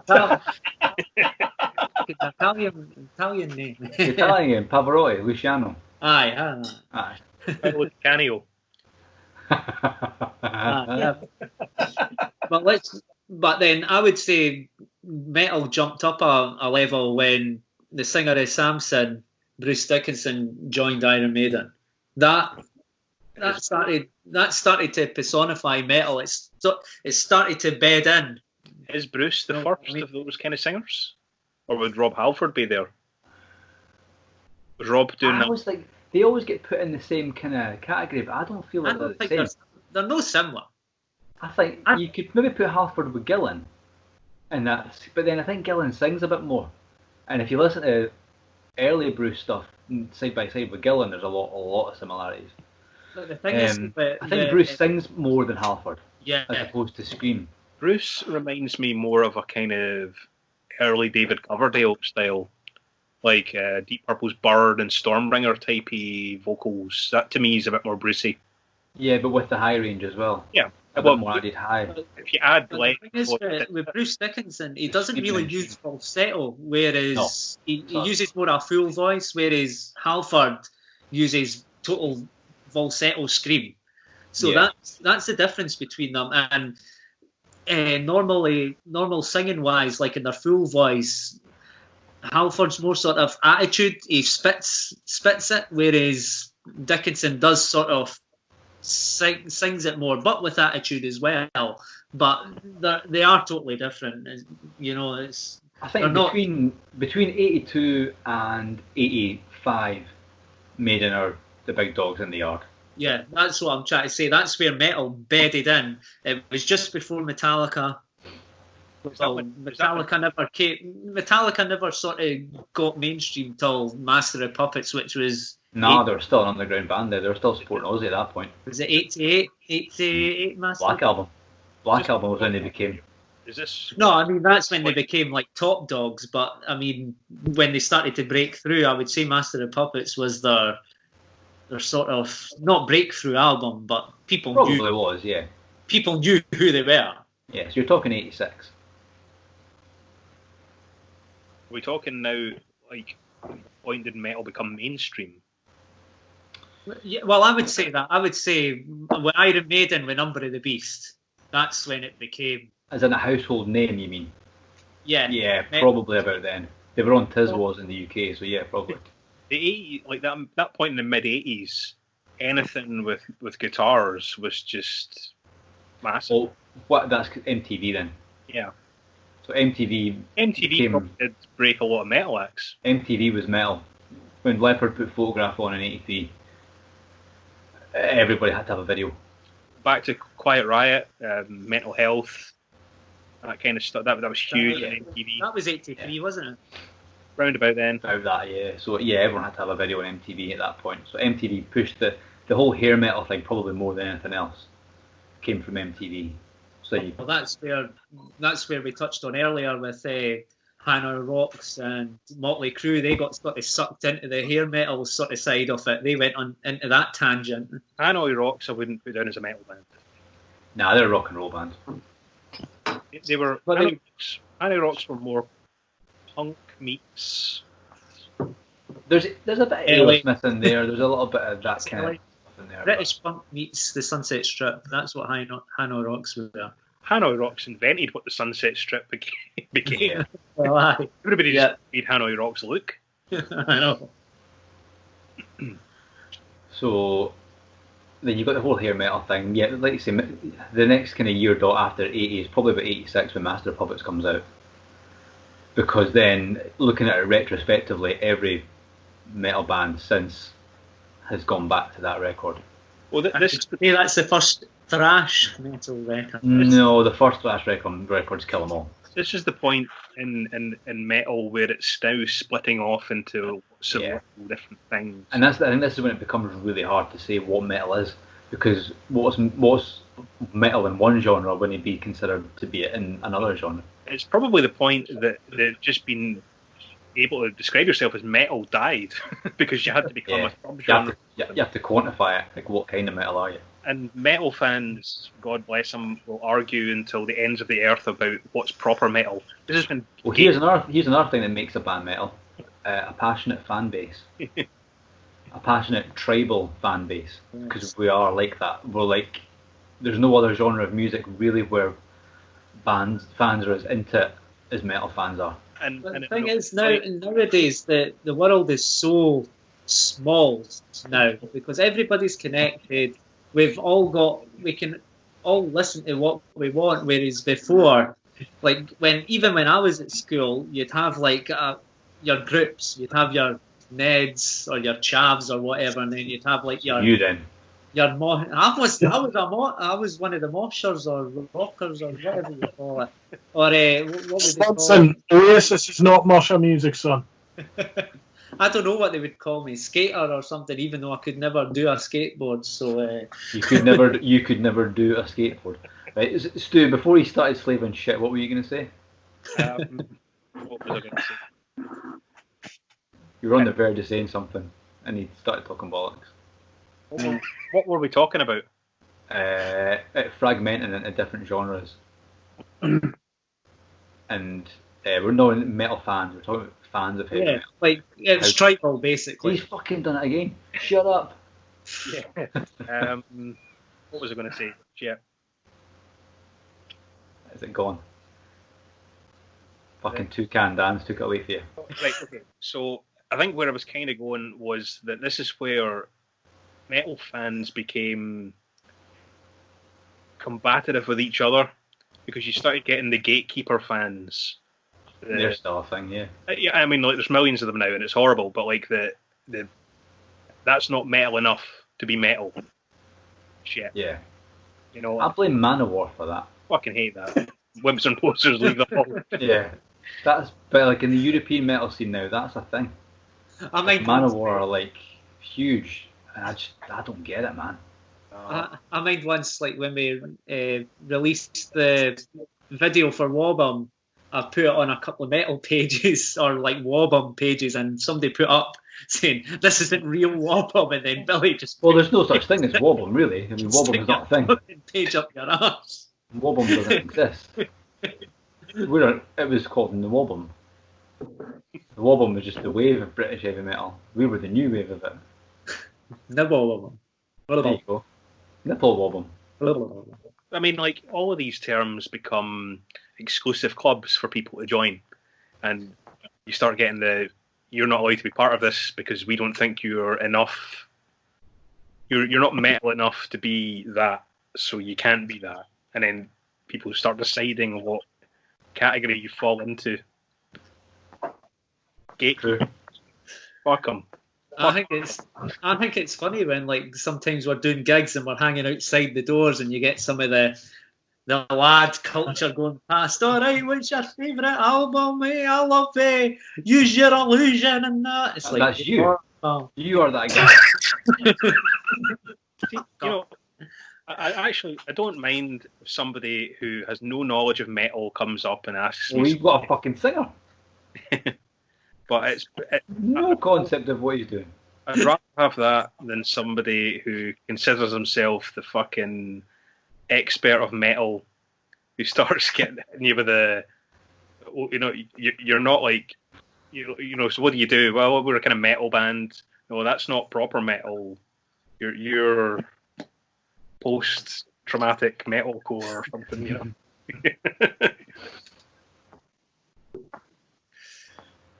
So buy a record anyway. Have we decided what metal is then? I think we kind of have. We've decided that you can't decide. It's a combination. It's a combination of lots of things that came together to form something that we now. Come on, let's try and sum up here. Can we remember what we talked about? Well, I can remember we decided Priest were probably the first identifiable metal band. It comes down to look, sound, technical ability, geography of where it was kind of from. I mean, it's a lyrical content. Lyrical content. You could say that about any genre of music. Probably, yeah. We're just stating the fucking obvious here. There's nothing. Yeah, this isn't great. Anyone that's listened this far. This isn't a TED talk. This is just four people talking shit. Oh, you enjoyed it. Yeah, to be honest, if you clicked on this link and expected to learn something, you're a fucking idiot. You deserve everything you got. It's your own fucking fault. Because we are not your go-to guys for intellectually stimulating conversation. I think this is a good point to segue to the next topic then. Right, let's do it. I think we've summed it all up here. I think we've summed up that you can't really sum it up. Yeah, it's such a catch-all term. It takes in so much stuff. But if we proved anything, I think we proved that when people, outsiders, say, oh, metal, it's just... It's clearly not. There's clearly a massive range between what you would consider metal. So So the next question, and probably the final question of the night, chosen by the time, is if you had to, and like the best way to describe metal to somebody is to let them hear it. So if you had to pick an album, and that somebody, we'll do the alien analogy because that's good. If an alien comes down to Earth and says, "What's this metal you speak of?" and you have to pick an album to put on and say, "See that? That's fucking metal, by the way." I've not got a prop. My choice is in the car, unfortunately, so you'll have to use your imagination. I don't have a prop either, so we're going to start. We're going to start in this. Also, just justify why you picked, because we're back in room 101. You have to fucking convince us that it's acceptable, Richie, with your weak folk music. I'm going to call round my face on the screen for me. So we're going to start with Steve. Which one? Me. Yes. Okay. So what metal album would you be telling somebody to listen to, and why? So, as I say, I've kind of approached this from the angle of trying to include everything that I thought we would discuss in one album. So I'm not necessarily saying this is my favourite album of all time, not the best heavy metal album of all time, but I think this sums everything up, and I'm going to pick Master of Puppets. Okay. You bastard! There's the prop. Thanks, Pitt. Now, You bastard! I had that. There's about a million that you could have picked. Steve, you mentioned Number of the Beast. I was maybe going to pick that because I thought that had everything. But what I was thinking was that's got everything up to about 86. But when you get beyond that, everything else comes back to probably Master of Puppets. So if you look at all the more modern angles of metal, so like death metal, Swedish death metal in particular, harks back to that. The sound of Master of Puppets is quite scooped. That scooped guitar tone, that really heavy wall of guitars that didn't really happen. I can't think of an album where that really happened. That really heavy, thick tracking, like quad tracking, wasn't really a thing. Yeah, probably not. Who was it that came up with that then? Who produced that album? Lemon Rasmussen, who Metallica should really call very fast. And what, like, is there a reason why he produced it in that way, or it sounded good? Well, but Tried to avoid the use of reverb on the entire record to make everything sound like it was in your face. But nah, I failed massively. There's tons of reverb on that record. You're thinking of Injustice for All. There's fuck all reverb on that. That is drier than a nut. Drier than a James Hetfield when he recorded that. drier than nothing. Master of Puppets has still got not as much reverb as Ride the Lightning, but there's still reverb on it. It's still got a similar sound to Ride the Lightning, but it takes it to an extra point. It's got the progressive element in it, so there's big long songs, lots of time changes. I think there's still the punk element in there because you still have guys playing beyond their abilities. You know, Lars Ulrich, for example, like slag him off all you want, but nobody plays drums like he does, and Metallica doesn't sound like Metallica without him. He plays lead drums. Yeah. He plays drums along with James Hetfield's guitar. No other band in the world does that. In metal, anyway.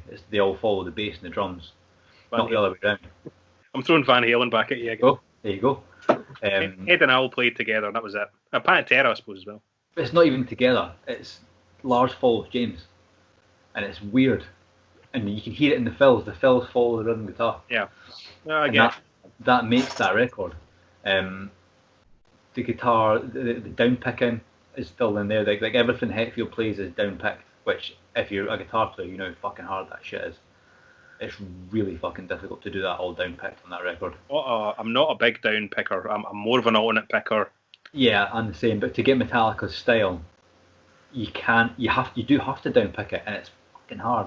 Yeah. Because he's fast at it. They're all playing right up there. The very best they can do. The Image at that point, Metallica were never a leather and chains band. They were always more of a street band, which I think is relevant too, because Maiden were when they first started as well. Just t-shirts and jeans, basically. Jeans, t-shirt, on you go, fucking rip it up, and that probably goes back to the punk thing. And metal's been like that since. Like mostly, apart from the Europeans, they love a bit of leather and shit. The Man of War fans. Oh, I love the Eurovision Song Contest where you get like a band from Norway or something, and they just come on in the full gear, and it's like. But if you think like all the metal bands now, it's mostly jeans and t-shirt guys, apart from like the black metal guys and stuff like that. But so that was instrumental in that too. I think you can take everything we've talked about is on that record. I think. And it's just the songs as well. Like even just the basic as that, it's got fucking great. Like to make as technical an album as that is, and still make it really catchy, is a hard thing to do. To make like an 8-minute song catchy is hard. Yeah, they always manage to get a hook. Always. We're still a hook band. Yeah. And there's always got to be a hook for me. It's like the title track Master. Like you get the fucking crowd chanting to that Master, you know. But then when that middle section hits, you're not expecting that at all. Yeah. When you first listen to that, you're like, whoa. There's definitely reverb on that middle bit, though, isn't there? The whole record's got buckets of it on there. It's one of the last kind of performance records too, because it's before Pro Tools kicks in. It's before you can cut and paste. Everything's the perform. Yeah. As it is. If you weren't a razor blade guy, you weren't cutting and pasting it. You were playing it all. So yeah, Master of Puppets for me. Sorry, Rich. That's all right. You can elaborate on it. To go on technical ability on that record, one track spells it out. Orion, yeah, Cliff Burton, man. That middle section where they're constantly changing the time signature, that is unreal. Yeah. Is it nice? Yeah, that's easy to do, and then you start playing along with it, you go, whoa, what the hell? I think that's the trick. Yeah, Metallica stuff sounds easy, but when you actually sit down and play it, it's the timings. But again, because they're not playing a click track. Yeah, they're just playing live in the studio. Yeah, and the way they record, they like Metallica put rhythm guitar and drums first, then they put the bass on top, which is a totally counterintuitive way to work. So it's got this unique kind of flow to it. Yeah. Yeah. Do you think it was a big loss when Cliff Burton died? Nah, he's a piss. They were fine after that. Which was a fucking big loss, you clown.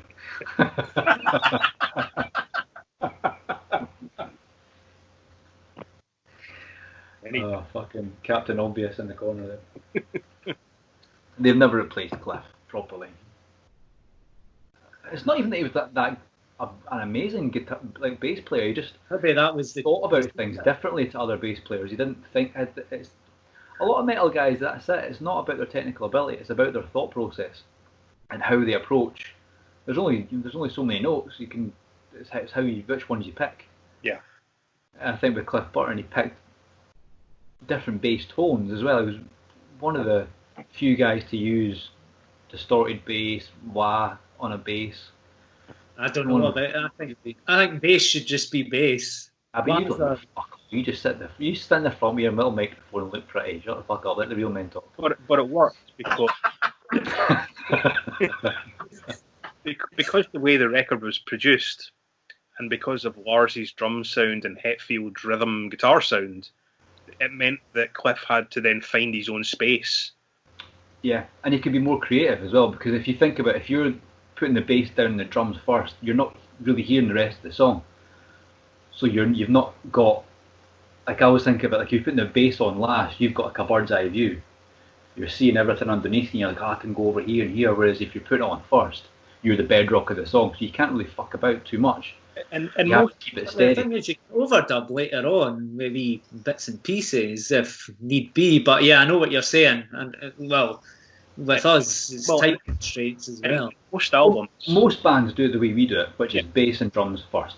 That's just the time-honoured tradition of how you do it. And when you do that, I mean, like most bands have the guitars with mid-range, because your guitar is a mid-range based instrument, and if you scoop all the mid-range out, you're left with the lows and the highs primarily, which is really where your drums and your bass are fitting in frequency-wise. Mm-hmm. So taking that away from the bass player and putting the guitars in that position frequency-wise means that when you put the bass in, you're either going to just wash it out entirely a la fucking Justice for All, or you're going to have to start fucking about with the tone to make it fit in somewhere.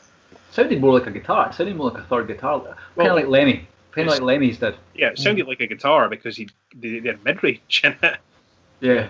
Which was missing from the main guitar parts. Really. Would you actually... And that's why bands that try and copy Metallica get it wrong. Because they scoop the guitars but don't change the bass. That's what I was about to say. Did a lot of bands actually copy that process? Everyone. Yeah. Well, no, not the process, but the sound. They tried to sound like them. But no, I can't think of many other bands who would put the bass on last. It's counterintuitive. You unless you've got like the most solid rhythm guitarist in the world, a guitarist who maybe thinks more like a bass player. Yeah. Then you'd be fine, but you always get bass players that were guitarists, but not guitarists that were bass players. Very rarely does it go the other way around. Yeah. Sabbath. Geezer. They recorded like that. Tony did put the guitars down first. And Geezer was a guitar player who became a bass player. Yeah. Yeah, but you can say that with the Who as well. Yeah, when they recorded Pete Townsend was the rhythm player, and John Entwistle was the lead player. You know. Yeah, lead bass. Yep, exactly. I think so. Master of Puppets. Anyone disagreeing with Master of Puppets? I mean, that's a good, solid metal album. Well, the one I was going to pick, we've mentioned millions of times. I was going to pick one by Black Sabbath, obviously, because they started it. But for me, if an alien came down from outer space, I would say it's got to be Number of the Beast. It's got to be that. Look, if you want to listen to metal, there you go. It's got the top tracks on it, you know, like Hallowed Be Thy Name, Number of the Beast, Run to the Hills. Come on. They play their staples at every show. I don't think anybody can argue with Number of the Beast as not being like a definitive metal album. I mean, it is. Yeah. The only reason I never picked that was because of thinking of it from now backwards. Yeah, I'm thinking if you go backwards, you hit Metallica before you hit Maiden. That's the only reason I never picked it. I'm thinking it from the other side. So, Yeah, if I was thinking of it from that point of view, I would pick the same. So yeah, Because everything. it's got pretty much everything. It's got the satanic overtones. It's got the ability, the musicianship. It's got the image in terms of Eddie. It ticks all the boxes, definitely. They got the. I mean, Paul Di'Anno was brilliant before that, but he was more punky. Whereas they just brought Bruce Dickinson in from Samson, and he elevated the band. He made them. He brought them into something else, and it brought the theatrics into metal. So I think, his stage presence, big thing. Definitely. Not taking it away from Di'Anno, who was good. But had they kept Di'Anno, they wouldn't have gone. They wouldn't be where they are now. But, I think it's hard to imagine an alternative world where Paul Di'Anno stayed in Iron Maiden and it worked for this length. They would have been another NOWTHM band. They would have probably fizzled out about 84, and they would have came back in about 98 to try and do like a wee comeback job, and they'd be kind of on that sort of circuit now, which is mental to think of. But they'd be where one of those kind of guys are just now. Well, you just need to think of the what's his name, the Bailey days. But even then, they were still.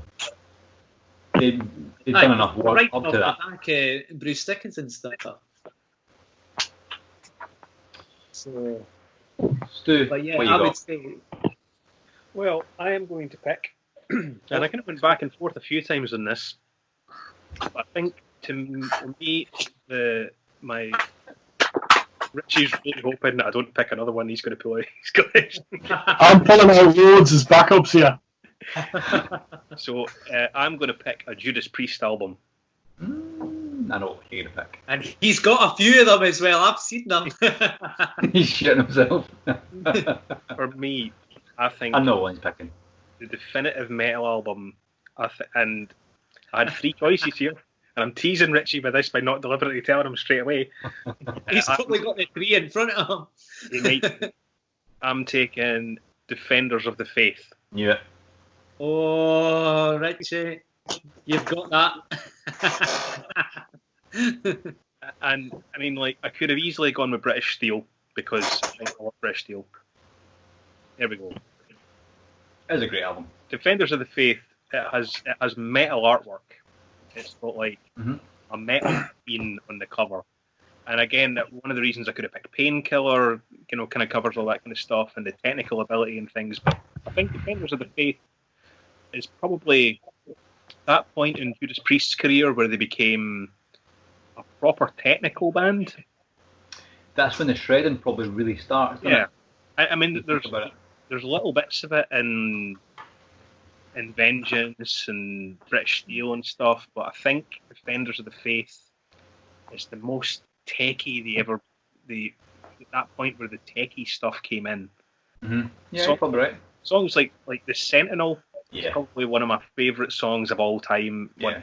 Definitely one of my song. best songs. But I mean, that's just the guitar playing on that is insane. Mm-hmm. It's just a ripping record. There's not really any duds on it, I don't think. No, the end. The last two tracks. Heavy duty. And the Faith. Yeah, it's not even that I dislike it. I can happily listen to the end tracks on that record. It's just, they do sound a wee bit throwaway. It's like we hadn't really finished the songs, so we'll just put something together. Like Def Leppard with fucking Rocket, the one with that middle section where they just fill it up with noises. Mm-hmm. And it just sounds like that's a song that wasn't quite finished. Nah, not even. Defenders of the Faith is the tracks a bit like that for me. It's kind of like, you're just chucking stuff together here, but the rest of the album is just insanely good.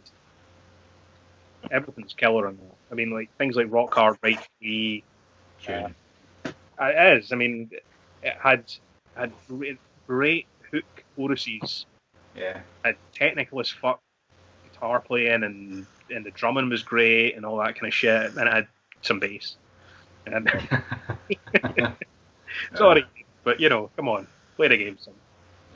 In fact, I'm going to pull up the track listing. Let's have a look. The Sentinel Jawbreaker. What an underrated tune Jawbreaker is, by the way. That's a great song. Yeah. It's about a nice big booby. That's it. When you go back and listen to the Priest lyrics, or actually read them out of context, it's like, how did nobody figure this out? Come on.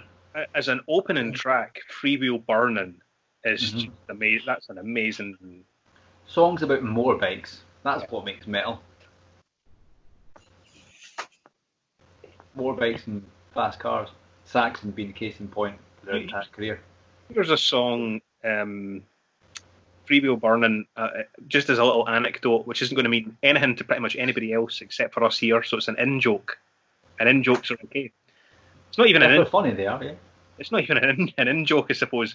Cammy from Killing From a Distance, I remember, I think he did a few drinks one night, and he was in a rather amused mood, and he either phoned me or texted me. He must have phoned me, because I'm sure he sang it to me down the phone, whoever he'd seen that Tantrum donut shop, and to the tune of Freewheel Burning started singing Tantrum Donuts. And every time I hear it, it sort of makes me think of that. Did he do it in an Italian accent? I think it was in the cat house, actually. He did it. Amazing. Like some Cammy. Yeah, champion stuff. But yeah, everything about Defenders of the Faith is just great. They had the metal look perfectly in that album. The tour, everything was leathers and studs and chains and shit, and motorbikes and, you know. I feel like it's kind of the forgotten Priest album because everyone says Screaming or British Steel. Yeah, and Defenders of the Faith is probably my favourite of the three, and I love the other two. But that, was that one that was in between those ones? After. That was about 85 then? Mm-hmm. 84. 84, 85, yeah, 84. Defenders 84. But I mean, Some Heads Are Gonna Roll, so good. George Lynch stole it for a Dawkins song. Yeah, he did, didn't he? He admits it though. Yeah, I mean, totally. But I mean, it's one of those albums that's got like riffs and things that became signature sounds of metal. You know, it's a defining album as well. Yep. Eat Me Alive, of Bites, Night Comes Down, and then you've got the couple at the end. But I mean, it's just good stuff. Sweet. I don't think anybody can say anything negative about the So Richie, what can you find in your man cave there? Give us something else. Okay. Right, well, you can't get much more heavy metal than this. Released on the Argo Transicord label in 1977, it's recordings of steam locomotives.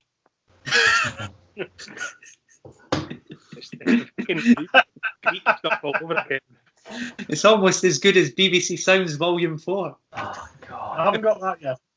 But you know what? There is a link there. Princess of the Night by Saxon was about trains. You got it, mate. You got it. Oh. Well done. Well done. It's also Judas Priest from me as well. This is my second choice because Steve nicked my first one. And it's not Defenders of the Faith. It's Screaming for Vengeance. It's the other one. Yeah. I mean, the two records are relatively similar when you play them side by side. There wasn't that much of a progression from one to the next. Not hugely. But the vocals, the fat drums, the cover's better on that one. Chainsaw guitars. You think? You think that's a better cover? Yeah. Oh, come on. 100% better. It is a better cover. Well, actually, Swanson, I would have thought you would have loved the sleeve to Defenders of the Faith, because that guy's out of one of your Nintendo games. I can't even see it as blurry. That's worse. Yeah. That's just colours. You got the reflection of the... Is it Donkey Kong or Mario? I've got it in a plastic protector sleeve, that's why it's all shiny. I don't know what game it's of, because I'm not a gamer geek, but reliably informed that that guy off the Defenders of the Faith album is from a Nintendo game before the game was made. I want to say there's a Konami connection there. I don't know why, but that sticks in my head. Go and watch, Swanson, do yourself a favour. Go and watch Metal Mythos on Judas Priest. Oh yeah, he'll know. And he tells you on that. Right, okay. But I Screaming for Vengeance. One on that album, that's the one that has You've Got Another Thing Coming on it. Yeah. Yes. Yeah. Yes, it has. And going back to the bluesy thing, that's a fucking total bluesy song as well. I think that's got such a bluesy feel in it for some reason. That song. Ed, now. Is that Bacardi Breezer you're drinking? That is quite bluesy. Like, I think it's got a bluesy feel. The chords are. It's all your one.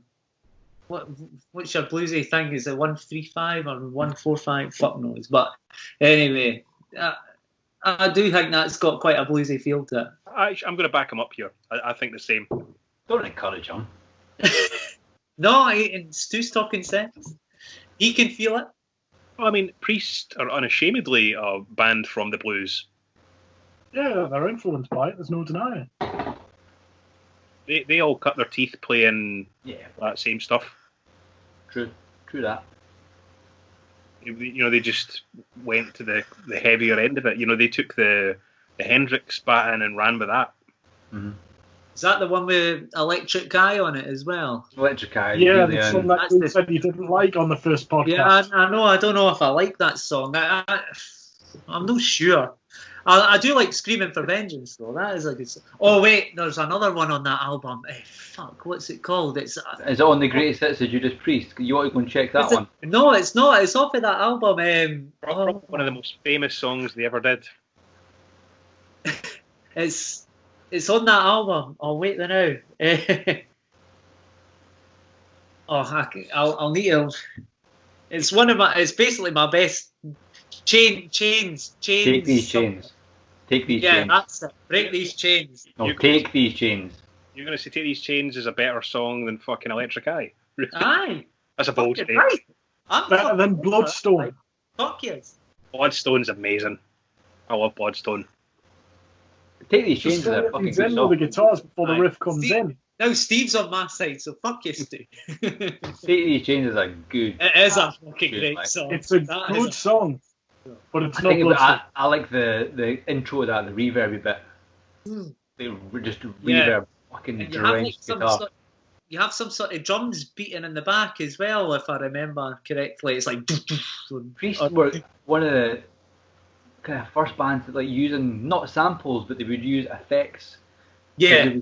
Like the whole the Metal Gods thing, which the cutlery draw shaking and stuff like that, like atmospheric basically. Yeah, they used kind of effects as effects. Yeah.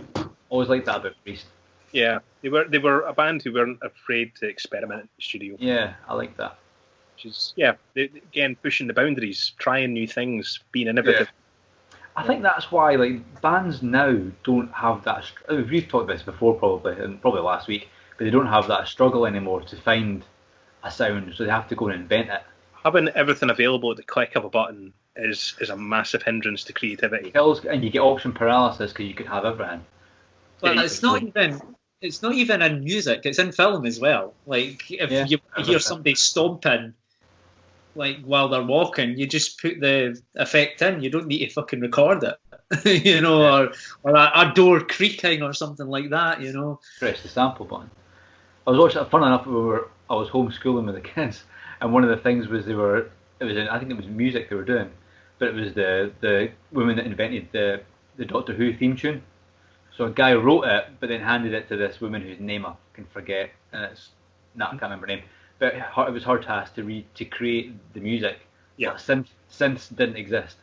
Electronic music didn't exist, so she just had to record a million different mental noises and put them all together. And that kind of struggle to do that and basically create something that wasn't there made this iconic theme tune that we still know today, like 40 years later. If interested in audio recording in any way, shape or form, find any documentaries about the BBC Radiophonic Workshop. That's where she did it, yeah. And how they made sound effects and how they... Really interesting it was. Could they not just use a theremin? That was invented in the 60s. I don't think it was invented when she did it. This was, I think it was In like, fact, that was early 60s Doctor Who, wasn't it? I think Like 63, 64, 63, yeah. So It's like Star Trek came out in 67, so yeah, so you're talking 4 years. I think as bands, you don't have that creative energy that you'd have a sound in your head that you wanted to put on an album, and you'd have to figure out how are we going to do this? Well, fucking rattle the cutlery drawer, it'll sound like robots walking, and it did. Did we do anything on that on the album? No, we just pressed the fucking button for rain. We weren't going standing outside the fucking street of Livingston with my microphone like that, recording it. I think for copyright purposes, it's probably best I never ever reveal where I got. Reveal your sources. Where did you get that bell from? Was it the AC/DC? Where did I get the bell from? Didn't I find it? In the sample library. Well, we ended up when we went in to do the recording of that part. We had about 10 different bells, and we used the one that was closest in pitch. There was 5 of them playing instruments. The thing is with AC/DC, they actually got a bell manufactured like cast iron for Back in Black for the start of when we recorded the intro to Melt It Down, we had a couple of actual bells in the studio that we mic'd up and hit, and then we had some samples of bells. And I didn't know that. Yeah, there you go. Knowledge drop. I think we had about 3 or 4 bells that were Robin's that he had just in the studio. You recorded Robin's bell on the album? We did record Robin's bell. And we had a couple of samples that were... a couple of samples from Robin's bell. A couple of samples of famous bells.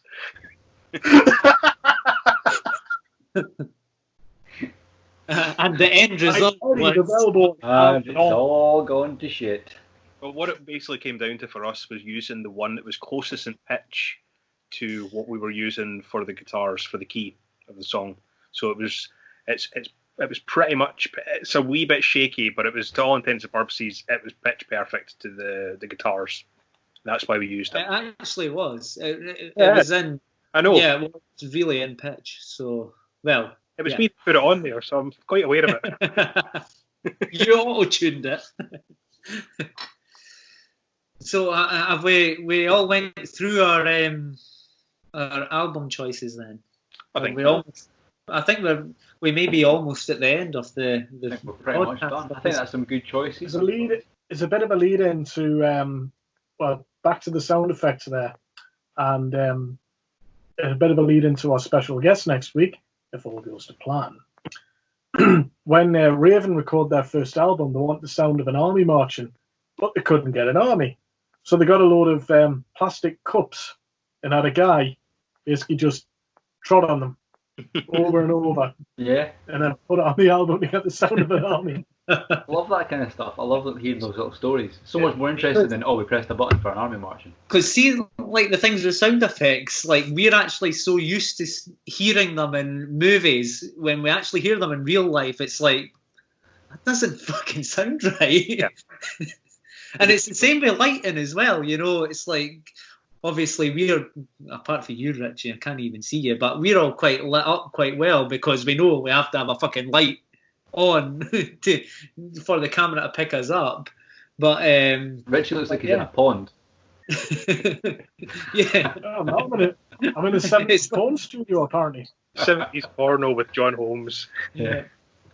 It's like the gases went on. You're getting gas or something. Richie's not using Skype. He's using a fucking Betamax. I probably haven't found my way. But before we wrap up, we can. I was wanting to do something. If there's anybody actually listening to this, if you can send us in some questions, and we may answer them in the next few weeks or so. So if you listen to this podcast, ask us or put messages in the Facebook comments or the YouTube comments as it's going on YouTube. and ask us a few questions. And if we get enough of them, we can do a wee question and answer time. So, or if you've got anything you think we should discuss, any topic, or anything that we should just stop discussing as well, which is probably quite a lot. But that gets cut out anyway. So fair enough. We're not stopping doing it. We're going to keep fucking doing it to annoy us. It's almost We like do this out of spite. that entire bit you just did there was exactly what we did last week in the episode where you weren't here. Yes, but it's me saying it. And So we went, you don't even watch the fucking thing. I didn't even fucking watch it either. but yeah, if anybody's got any questions or any topics or anything, drop them in the comments and we will cover them because we need ideas really, as you can probably tell if you've watched all the episodes. If you want to know if I eat Cocoa Pops or porridge for breakfast, you can find out. Don't ask questions about us or the band. That's shite. No. Ask us Just good ask questions. us controversial questions about what we think is Yeah, right or wrong. yeah. Ask us questions that'll get us into trouble. If we Yeah, answer them. exactly. Right, I think we're going to kind of call it quits here, so we'll do the usual wrap up. Tag it and buy it. Yeah, if anybody wants to buy any shit, go to Tantrum Scotland at Bandcamp and buy some shit. We will get posting soon. Hopefully, we're probably looking at the next couple of weeks if we're to believe Yeah, it. just to clarify, all of our merch is in our rehearsal studio, which is locked. So that's why we can't send anything out. You rest assured we will as soon as we can. The minute the doors open, I will be up to post stuff, so fear not, your orders have been logged and will be sent to you as soon as humanly possible. If you buy a small T-shirt, you can get one from me that I've actually worn with my own sweat on it. That's really unlikely to ever happen. We will only sell fresh merch to people. Don't sell Don't used worry, merch. you're not going to get some smelly shit that he's worn. Unless you peel it off him yourself and then hell mend you, quite frankly. Aye, again, you deserve everything you get if that happens. Follow us on all social media, which is Tantrum Scotland again. You can find us on all the fucking stuff. You little YouTube fellas always say click subscribe. Click, yeah, what is it? Click the Like little Follow, subscribe. Subscribe on YouTube, Twitter, Click the bell button for notifications. yeah, hit the bell. Click the bell. Hit the bell. We're back to the bell. You don't do the But seriously, if enough people subscribe to our YouTube channel, we can monetize it and we can actually make some cash and put it back in. That'd be lovely, wouldn't it? Yeah, but you need like 1,000 channel subscribers, so we're still a wee bit away off. So that's got to be our target. Let's hit 1,000. Yeah. Give this page a little share if you're We do watching. actually get quite a few views on this. Like I actually checked, so we get over more than what most bands at our level. More than what we deserve, clearly, from the shite that we talk. In fact, if you come onto YouTube, go and watch some of our videos. So give them a little bit of a nod. But just Watch Wobbum go and and Wobble. another. no, okay, watch them all. We need the views. But share this shit. Tell people about it. Get people involved. We will get hopefully a special guest next week. That's the plan. Yes, the special guest will hopefully be here. Yeah. We will reveal a wee bit more as we go through the week. Yeah, we'll tease you with that one. Yeah. It's He's a very nice bloke. It's a good one. He's done a lot of cool He's a stuff. nice man. You don't know him. right. That's fucking plenty anyway. So let's That's plenty. have a cheers and we will take it from next week. Cheers.